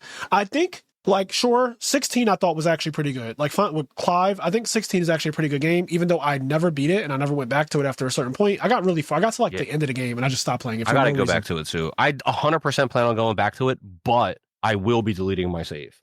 I have to, too. So for that game, because it's been years, I'm not doing that with Final Fantasy 7 Rebirth. I played it literally this year, and, like, it's only been 5 months. Like, it's not... I still remember where I'm at. I still remember how to play the game. I still remember, like, my setups and everything. That one I don't have to do that with. But for sure, 16, couldn't tell you what the storyline is right now. Couldn't tell you what I'm supposed to be doing next. I remember the one guy died, and then I got his avatar thing, like his summon, and I was like, well, I didn't expect that to happen, but that was really cool. But, like, I don't remember exactly how things are happening. And I remember the game is very political. And I also feel like it's kind of like Final Fantasy 15, where more stuff got added to it after I stopped playing it that probably makes the story make a little bit more sense. Because there were certain scenes in 16 that I was like, that Bahamut part, what is going on? I know that guy's Bahamut, but why did he just transform and do that? Like, some of it felt like 15, where there were certain scenes that just, I don't understand where the conflict came that made this person do what they just did. And I think that stuff got inserted afterwards. They kind of explained more of, like, why he's behaving like this, why she's doing this. So I kind of want to go back to it. I'm definitely going to start over. I have a PC now, a gaming PC, so I'm going to play it in a better experience than PS4. I'm going to be playing it, or PS5. I don't remember. I guess that was a PS5 game? I don't know. Yeah, it was a PS5 game. I'm going to be playing it on PC, which is always going to be better. I have better hardware. And I remember I grinded really hard in that game. This time I think I'm just going to go more straightforward. Like, I grinded way too hard in that game. I remember, like, just trivializing a lot of the battles. But I'm just going to, this time, just, like, go straight forward, do all the side quests, do the story. I can skip a lot of the cutscenes, I know a lot of what happens, and just kind of catch up to where I'm at without having to play. I put in so many hours in that game, unfortunately. So I'm going to lose all that time. But I do want to do that. What I was going to say, though, the Clair Obscur thing definitely seems like people are taking shots at Square, saying that, like, you've been giving us all action RPGs lately, and not what, like, you became famous for. You became famous for this type of genre, and you kind of gave up on it. And people, and it's weird now, the world we live in, a lot of people now are saying Final Fantasy X is, like, the best Final Fantasy ever. And I don't recall people loving it as much as they do now. Like, I've always loved 10. 10 was always that girl for me. Like, immediately 10 was that for me. But now I'm seeing, like, in the comment sections, and I'm reading a lot of stuff about turn-based RPGs, and my algorithm knows that I'm on Claire, so it's showing me more turn-based RPG conversations. And people I think I can answer this question. Well, no, go ahead. I wasn't trying to cut you off. But no, I can answer after you're done talking. I can answer. I think I can answer. A lot of people are talking about Final Fantasy X in, like, this really high esteem, which I'm happy about, because it is Final Fantasy X is one of my favorite games that has ever been made. That is in my top 10 for sure, because the storyline and everything, like the battle system, the sphere grid, the way you level up, or, like, quote unquote level up, everything about it. Sir Orin, the plot twist of him not actually being alive, like, everything about Final Fantasy X, the fact that Yuna is going to die, you don't find this out until you're 2/3 through the game, and the main character has no fucking idea that completing a pilgrimage is going to kill the person that he's fallen in love with. Like, it is such a good story, and it's, like, romantic, but it's not the focal point of the story, which is so cool that they don't, like, force that on you. I just love it so much. The comparisons to Chapu, Waka's brother, and Lulu, how she feels about him. And I know you think he looks like him, and that's really why you're attached to him. And like you're trying to use him for Blitzball to revive your dead career. Just like so, it's such a robust, full story. And you just hear the Seymour stuff. Like it's so fucking good how Macers are actually low key evil. Like just kind of like the clergy is in real life. Like you're spitting right now, bro. You're straight spitting. You haven't stopped spitting. Because when you say something is in your top 10, right? I low key do feel like you slightly have to defend it because people are probably listening to sucking their teeth like top 10 though. Final Fantasy 10 is your top 10. Yeah. Like, so I low key always feel whenever I say something like this, I low key have to give it like a little bit of a reason, even though I kind of went hard, but I kind of got to give it a little bit of a reason. Nothing you said was wrong. FF10 is, I think, undoubtedly, and anybody who thinks I'm wrong, I will have the discussion. I ain't scared of a debate. I just won't do a type debate. I got no time for a we're not going back and forth debate. I'm not typing. I'm not comment debating. But anybody that wants to come on a microphone and debate me, I will debate them. FF10 is undoubtedly one of the best Final Fantasies. You can argue that it's the best Final Fantasy ever made. I'm not definitely saying it is. Right, same. But there's a strong. I can make the argument. I can easily sit here and argue that it is the best Final Fantasy. Right. I'm not saying it is, but I can easily argue whichever Final Fantasy you want to pick as the one to fight me on. I can easily argue that 10 is better. Yep. That's not me definitely saying 10's better, but you can make the argument. Yeah. Yeah. To answer the question though, I think the reason why you're seeing that sentiment, it's multifaceted. It's an onion, right? There's layers. There's layers.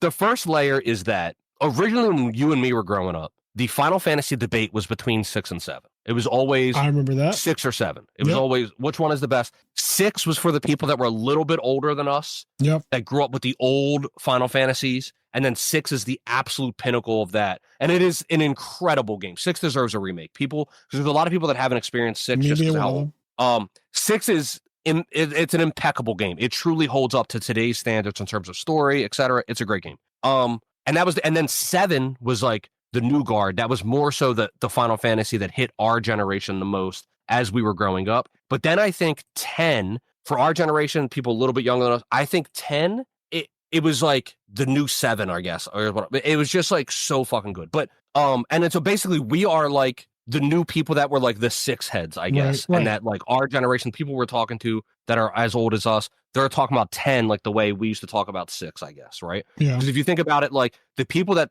compared 6 to 7, they played all these ones before 6. And then they were like, oh my God, 6 is the pinnacle of that. And then us, we went and played 7, 8, 9, and then got 10. Yep. And then 10 was our 6. We were like, yo, this is the pinnacle. Yeah. So that's one facet. The other facet is this though. 10 is the first quote or the last quote unquote real Final Fantasy game Square made. Yeah. After 10, they make 11, which is an MMO. So 11's an MMO. A lot of people don't play 11 because I didn't play 11 because it's an MMO. Then it's 12. 12 has a great narrative, but 12 is a single player MMO. The gameplay of 12 plays like an MMO. It has MMO gameplay, but it's single player. It's just offline. You're the only person that plays it. But it feels like an MMO more than a regular turn-based game. The battle system especially. I don't need to talk much about 13. Everybody. 13 gets 3 games, by the way, but yeah. And then you get 13.2 and 13.3. Lightning Returns. I will defend. I think 13 is like actually pretty good, all things considered. There's some gripes with it, but all things considered, it's pretty good. Then I'll have to go back and play that one day. Maybe in my older years, I might like it more. I remember hating it. So yeah, I think you would like it more now. Yeah, I did not like it. I just remember it feeling like a hallway game, and that bothered me. It is. Oh, okay. It is. No, it's still a hallway game. But if you just play it for what it is and like get into what it like, it is still an enjoyable game, and it has. I have my gripes with it. There's not much out. I can talk about that later. 13.2 and 13.3 though are interesting. They're not as redeemable as 13. Lightning Returns. And then you get 14, which once again is an MMO. Yep. Then you get 15, which has all the storied problems that 15 has. A disaster. And then you get 16, which is now a full-on action game. So 10 is the last time they made a Final Fantasy game in the vein that feels like, even though every Final Fantasy from 1 through 10 was different in some way in terms it handles its systems, they were all still like had this. After 10, they become a lot different and they become a lot more experimental, and they're not rooted in like what Final Fantasy games used to be. And so I think that's why 10 is the one everybody looks back to and says like, hey, this is the last time you guys made a great Final Fantasy game, because every Final Fantasy game you made after that, even though they've been good, are not what made your company. Yeah, I mean, honestly, that is very true because the mechanics of every Final Fantasy game after 10 has been not turn-based. Yeah. And so people saying like, oh, it was thought that the turn-based genre is dead is an interesting take because that's just factually not true. But it's kind of an exaggeration on the fact that Square hasn't put out a Final Fantasy like that.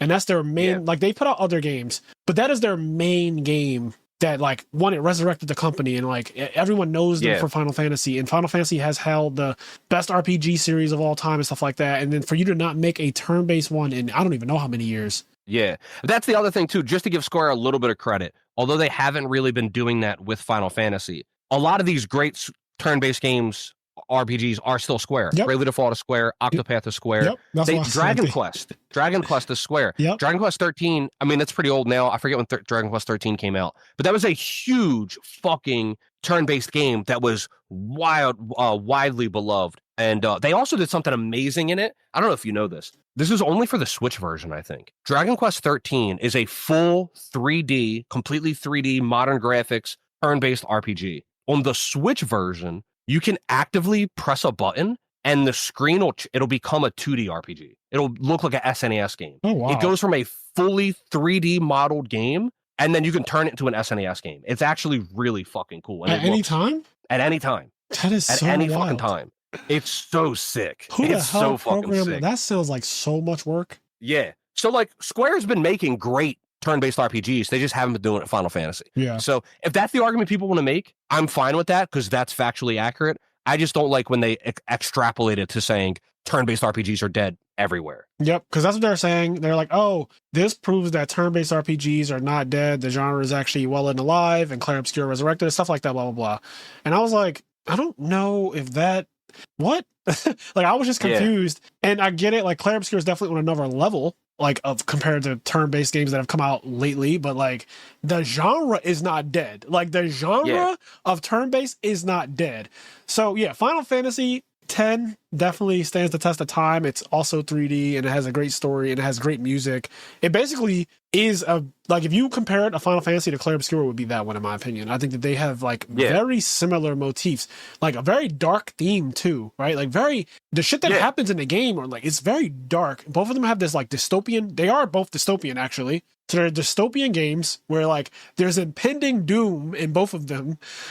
There's a misunderstanding about everything. Like, it's just like such a good thing. I was going to bring this up. I probably still will, but I was going to bring this up when we do our Expedition 33 episode. But it's so funny that we're talking about FF10 because I was going to say Expedition 33 to me feels like a mixture of FF10 and Paper Mario. And to some people that might be like, what the fuck, Paper Mario? Why? But if you've played Paper Mario, you know what I'm talking about. And I'll do more of a deep dive on it when we get to it. But Paper Mario's gameplay, it was the first game I played that had like that action timed gameplay where you like it's a turn-based game, but you're fully involved on your turn and the enemy's turn. Okay. So yeah, and a bunch of other things, and then also FF10 for a bunch of reasons too. And then Clair Obscur, I feel like takes those two games, puts them together, and then like does a bunch of its own shit too that like expands upon it with the years that it's had. And I can't wait for us to talk about the systems. Shout out to the French. This is the greatest thing the French has ever done. This is the greatest thing the French have ever done. That Picto system, the idea of like paint and chroma is so fucking cool. One of the things I always envied about Final Fantasy, and we're gonna wrap this podcast up really soon. I always thought about making an RPG when I was a kid. This is the thing that I'm sure a lot of boys have thought about when they were younger, playing video games. Like, I want to make a video game. I still think about it. I haven't stopped. One of the things that has always been like, I'm not jealous of very many things. I always used to be so jealous of Final Fantasy having their own like system of magic and items and things like that that are recognizable as theirs and theirs only. Like when you hear potion, high potion, mega potion, elixir, mega ether, elixir, like when you hear these things, Phoenix down, you know you're talking about specifically Final Fantasy. When you hear Cura, Curaga, Thunder, Thundaga, Thundara, when you hear these Flare, Typhoon, like Tornado, when you hear these Bahamut, when you hear Cerberus, when you hear it's crazy how they completely stole, like not stole's the wrong word because Bahamut, the point I'm getting to is that Bahamut is like a mythical figure in like history. Yep. but like it is a Final Fantasy Yes, character. Tiamat, Like Final Fantasy owns Bahamut. the brother of Bahamut, like everything, Ifrit, Shiva, all of that stuff, right? Ramu. There are these like iconic things in Final Fantasy that just exist in the Final Fantasy lore, and every game uses them differently. Like I actually love the way both 16 and 15 used the summons as like these fucking, if you're a host of a summon, you're like this outrageous person, this entity. Like a Jin Cherokee. Yeah, you're literally a Jin Cherokee from Naruto. You have a Biju. It's like the concept of that, like I'm the Jin Cherokee of Flame. Like Ifrit lives in me. I am like, that is such a fucking cool ass concept. I am the Phoenix. Like I am Ramu.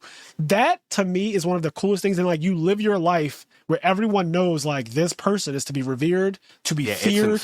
You're a weapon for your entire fucking civilization. Like whatever country you live in, you are their main weapon. Like it's such a cool, that concept is amazing. That's why I want to go back to 16, because 16 did a lot of things right. But I just love how Clair Obscur found a way to make a like, and I could see multiple Clair Obscur Expedition, whatever, come out after this one. Like I could imagine they even set it up in a way with all the journals, but like in theory, even though they would end terribly, but in theory, in theory, they have a world building system that they created with the Pictos and the Chroma and that whole thing. And I just love that idea of like, it's so unique. Like everything's about like painting and like that whole painting thing is so cool. Like using painting as a fucking system is just, I don't know. I never thought of it. Seeing it be played out and how it plays into everything, like the gesturals being paintbrushes, like everything about it is so fucking cool to me. It's a great game. I will be sad if it's not. It doesn't even have to be an expansion on Clair Obscur Expedition, but I would like if it went in the Final Fantasy direction where every game was different.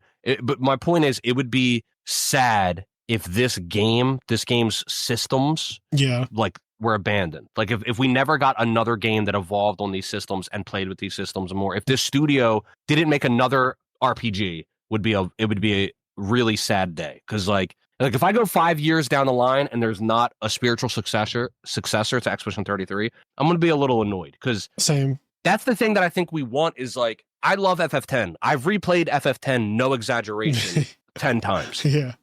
More than 10 times, but it's poetic to say 10 times. But I've legitimately played it more than 10 times. I played it on my PS2 like 2 or 3 times. I played it on the PS3 when it got a PS3 remake. I played it on the PS4. I played it on my PC, and on my PC I played it like 3 or 4 times. I played the game a lot. But the system's so fun. Sometimes I'm like, man, I just wish I could play another FF10. Like, just this game evolved. Like, I want to play FF10-2, for example. Yeah, exactly. Yeah, 10-2 doesn't play like 10. It's a different game. I always said this, but if we could get a Final Fantasy X-0, which followed like Jet, Braska, and Auron. Oh my gosh. And it had like the gameplay of original FF10, but like updated. And yeah, you followed Jet, Auron, and Braska's journey, FF10-0. It would be incredible. It'd be the fucking greatest game I've ever played. Using the Spirit Grid and everything, all the same systems. Yeah, I definitely want Clair Obscur to have another game in that using that same system. The Picto system, like all of that Chroma. I just love the system so much. Like the idea of it, the way it's executed, it has Bravely Default characteristics, it has Final Fantasy characteristics. It's just is so well done. And I would just love if they did another one, whether that is using another expedition that actually existed or just doing a completely different storyline, like you said. It's like a different, like completely unrelated thing. There's things they can do. I'll talk more about it when we do it, because like there's already ideas that I have, but I don't want to spoil anything. Yeah. But yeah, I mean, they're like going back to the Final Fantasy thing. Like, there's something like they really hit something good when they did Fire, Fyra, Faraga, Blizzard, Blizzara, Blizzaga. Like that to me is so like, there's something about like Faraga, like when I see big fire spells, I'm like, oh my god, that was a fucking Faraga. Yeah, we say it. Like, yeah, like, and it, the way that word sounds, Thundaga sounds so good to me. Like, I love, and I'm so jealous that even if I do make a video game one day, I'm so jealous that I can't use the word Thundaga. No, you cannot. That is 100% copyrighted material. 100%. I want to call my big thunder spell Thundaza, you know, but I'm not allowed to do that. Yeah, and it's so interesting because even the Tales games, they have their own shit too. Stalagmite and Indignation. Like, if you ever played a Tales game, you know that the big thunder spell in Tales, when you get towards the end, is always the main spellcaster getting a spell called Indignation. And that shit is usually ridiculous. Like Genus gets it, Jade gets it. It's usually some outrageous thunderspell. There's Deluge, there's Geyser, there's Tidal Wave, there's Cyclone, there's Stalagmite, there's fucking Fireball, which is the first spell always. And then you end up getting like Eruption and shit like that later on. But even those ones, like, you know, from just hearing like, oh, Indignation, Tails, Thundaga, Final Fantasy. I love the idea of that just being a thing. And like, Clair Obscur executed their own version of that. As soon as I started to play the game, like the first 5 hours, I was like, yo, this system, this Picto system, even though I don't fully understand it at the time, I was like, I love this. It's so unique to like this game. You pick up these fucking things on the ground, and then like you equip them and they give you stats, and then they give you a special ability that you can learn in 4 battles. It's like, yo, that is so good. Like that reminds me of Final Fantasy 9. Final Fantasy 9, one of my favorite games ever, especially as I got older because it's very mature, the storyline and everything like that. But Final Fantasy 9 has a system where you can have a weapon. Weapons have abilities built into them. If you equip it long enough and you fight enough battles, you get AP on the weapon, and eventually you learn that weapon's ability. And now you can equip that ability with AP points. You can equip that ability with AP without having the actual weapon equipped itself. So you can have a better weapon, but have the steal skill or whatever from a prior weapon. And this literally has that, but it's just very simplified. It's like 4 battles, no matter what it is, no matter how ridiculous the Picto is, 4 battles. You got it. Yeah, it's nice. I like it a lot. I've already seen, I've seen and heard some people complain about everything.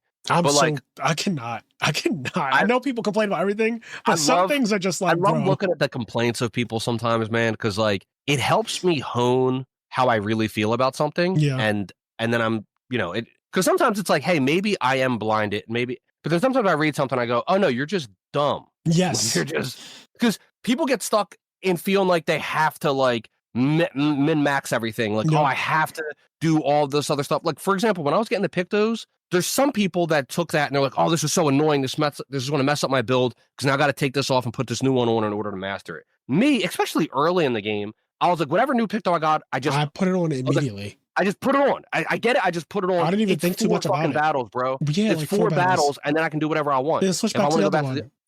Like, and then it gave you all these options to really customize your character to be how you want it. Dude, the way my fucking Lune specifically, the way she became, like, the way I used that character and how she evolved as a character and, like, how I melded the way she synergizes from the start of the game to the end of the game is such a awesome journey that I can't wait to talk about. The other thing that I'm excited is that, like, because there's so much freedom in how you can build a character and what ends up happening, I'm super curious, like, what did you do with your Lune versus my Lune versus Simo's Lune? Like, how did we... Because here's the thing. Factually, at the end of the game, we were all doing something broken. Yes. But there's a good chance the broken thing we were doing is different. Yes. There's so many different ways that we have. Yeah, there's so many ways to play the game, which I love. There's no one way to skin a cat in Clair Obscur, which I definitely love. That you have the freedom. You can go with a burn build here, you can go with a shield build here, you can go with this build, that build.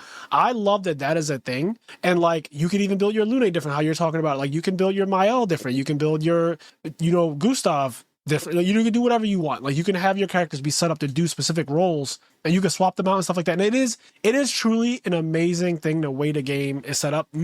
Probably my only complaint, and we'll talk about this when we get to the actual podcast for it, is the map. While I was streaming, I would make fun of myself for how, like, I hate maps in games in general, because like I suck at using maps. Clair Obscur doesn't have a map.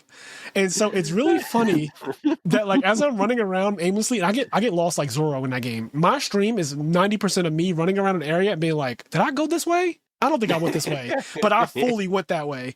And like, now I'm in the same area again, but then I find something that I literally missed. I would have missed an entire Picto or a Color of Lumina because I just wouldn't have backtracked. If I had a map, I factually would not have backtracked, and I wouldn't have accidentally found some of the shit that I missed the first time I walked past an area. I think you can make an argument that the game doesn't have a map, and you can make the argument that is a gripe. I can also make the argument that I think the game is better for not having a map. Yeah. And I said that during my stream too. I was like, I don't mind it as much that this game doesn't have a map, specifically because I think the creators put so much work into the actual scenery of this game.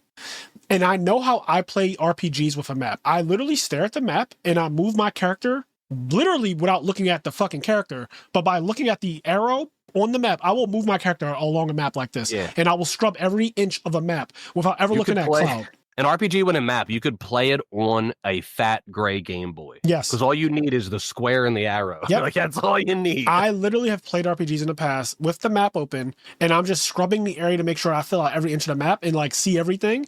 And that's just how I play them. And so when I realized that this game doesn't have a map, I was like, oh, okay, so I'm forced to see everything. I'm literally forced to focus on the character, and the fact that you can change what character is like running in front is so awesome because they all have a different like style of run. Like Lune literally flies. It's just like, oh my God. Like everything. It's just like the game is broken. Can't wait to talk about it. We can wrap this one up here, guys. I hope you enjoy listening to this episode of the podcast. I'm going to get the list of people at the party member higher tier. Let's see. Hold on. Don't forget, we have that tournament coming up on August 16th. We're very close to it now. We're like 3 weeks away. So we have Volvi and the Golden Hyman. I mean, I can read. Hold on. We only did it for the for the Patreon exclusive. I can go first. Okay, go ahead. Remember how? So for you guys don't know, in the Patreon exclusive episode, it was brought up that a certain person wants us to like switch. Yeah. And I read the first half, and that person did it for a reason. Oh, he already changed his name. I'm still going to throw some hate at him though. Don't worry, you're not safe. You're not safe. You got to explain to the people who don't have the Patreon episodes like what is happening. All right, I will. So we have Volvi and the Golden Hyman. Then we have Nova Leo, and then we have Quest. Right? Quest decided to change his name to James Cameron is a somewhat half decent, competent director. Some bullshit. And he wanted me to read that, and so he gaslit me into reading it. And I just once again want to take this moment to say, James Cameron, you suck. You're one of the worst directors ever. And Quest, for your punishment, you should have to watch James Cameron movies. Jesus, because they're terrible. Yo, what's crazy is that a new Avatar trailer came out today. Yeah, it's the third one. It's called Fire and Ash because the last one was The Way of Water. This one's called Fire and Ash, and it's another Avatar. Yeah. Fucking hot garbage fire trash. That movie fucking sucks. That first Avatar movie, I just want to say once again, I gotta hate on it. You want to talk about a movie that had no cultural impact? Like, great movies have a cultural impact. They move the culture in some way. They're remembered in some way. When was the last time you heard somebody talk about the original Avatar movie like it moved the culture? That shit didn't move the culture. It was an amusement park ride. It was a 3D movie, and your fucking chair shook and it shot water in your face. Like that's the memory people have of that. Watch that shit on a normal TV and tell me you don't fall asleep. That's why they had to shake the chair to keep you awake. I'm sorry. Oh, that's crazy. Shaking the chair to keep you awake is fucking crazy. I remember all it really did was it made every fucking movie director think that their movie had to be 3D for the next couple years. Yeah. And it was a gimmick movie. That was so annoying, that gimmick of 3D movies where you had to wear glasses to watch every fucking movie and pay an extra $3 every time you want to go to the movie because you had to have the 3D version. Oh my God, I hated that. And the 3D glasses didn't fit right, so they just hurt. And people who actually wear glasses like Kenny, I don't know what the fuck y'all did during those times, but like we hate it. I hate James Cameron. Do you guys see it? Do you guys see it? You guys see it? You guys see it? James Cameron sucks. And Quest, there you go. Anyway, let's read these Patreon names. Shout out to Quest. Xavier Swift, This Ain't God, This is Stanley Earl, Donald Zalug, Trapping Out the Squid Game House, Andre Reynolds, Vince, Dallas Bailey, KJ, How Much Meter You Got, Sarah Maria, and then we have Alex Ahern, FT Campa, Big Bora, Grok, Sugal, Vicky Venamon, Elijah Barthoff, Tyler Tadeo, Volvi the Mega Monarch, Peacock D Enraged, Janitor 215, Joshua Carroll, Eric Chai, Brian Moore, Come to the South and You'll Find Taco Salad, Gingerilla, and then we have Tim Bailey at home with The Real Housewives of Atlanta, Majula Boo Boo, B-Dog23, Hershey Bar and Poyster, Tyler Frasher, Sasha Egger, Daniel Anderson, Daroa, Chicken Toaster Strudel, Jordan Eastman, Robert Light, Clanger, HT19, Gregory Comring, No Big Dog, No, Mike and John, Frogga, no.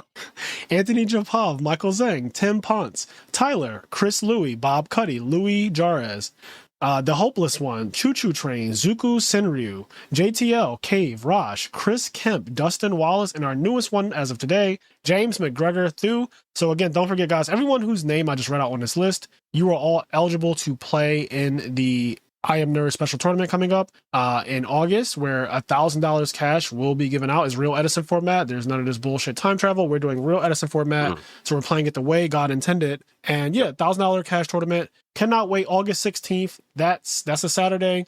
Clear your schedule. Like Kenny said in the announcement, that's on every video right now. You know, stay in the house. Stay nice and cool in the house that day. That's right. Run you some cash. Shake a little ass. And yeah, we'll catch you. Let's get out here fast. As I say, guys, do the things that make you happy, including ranting with one of your best friends. And we'll catch you in the next one. Hell yeah. Peace. Peace.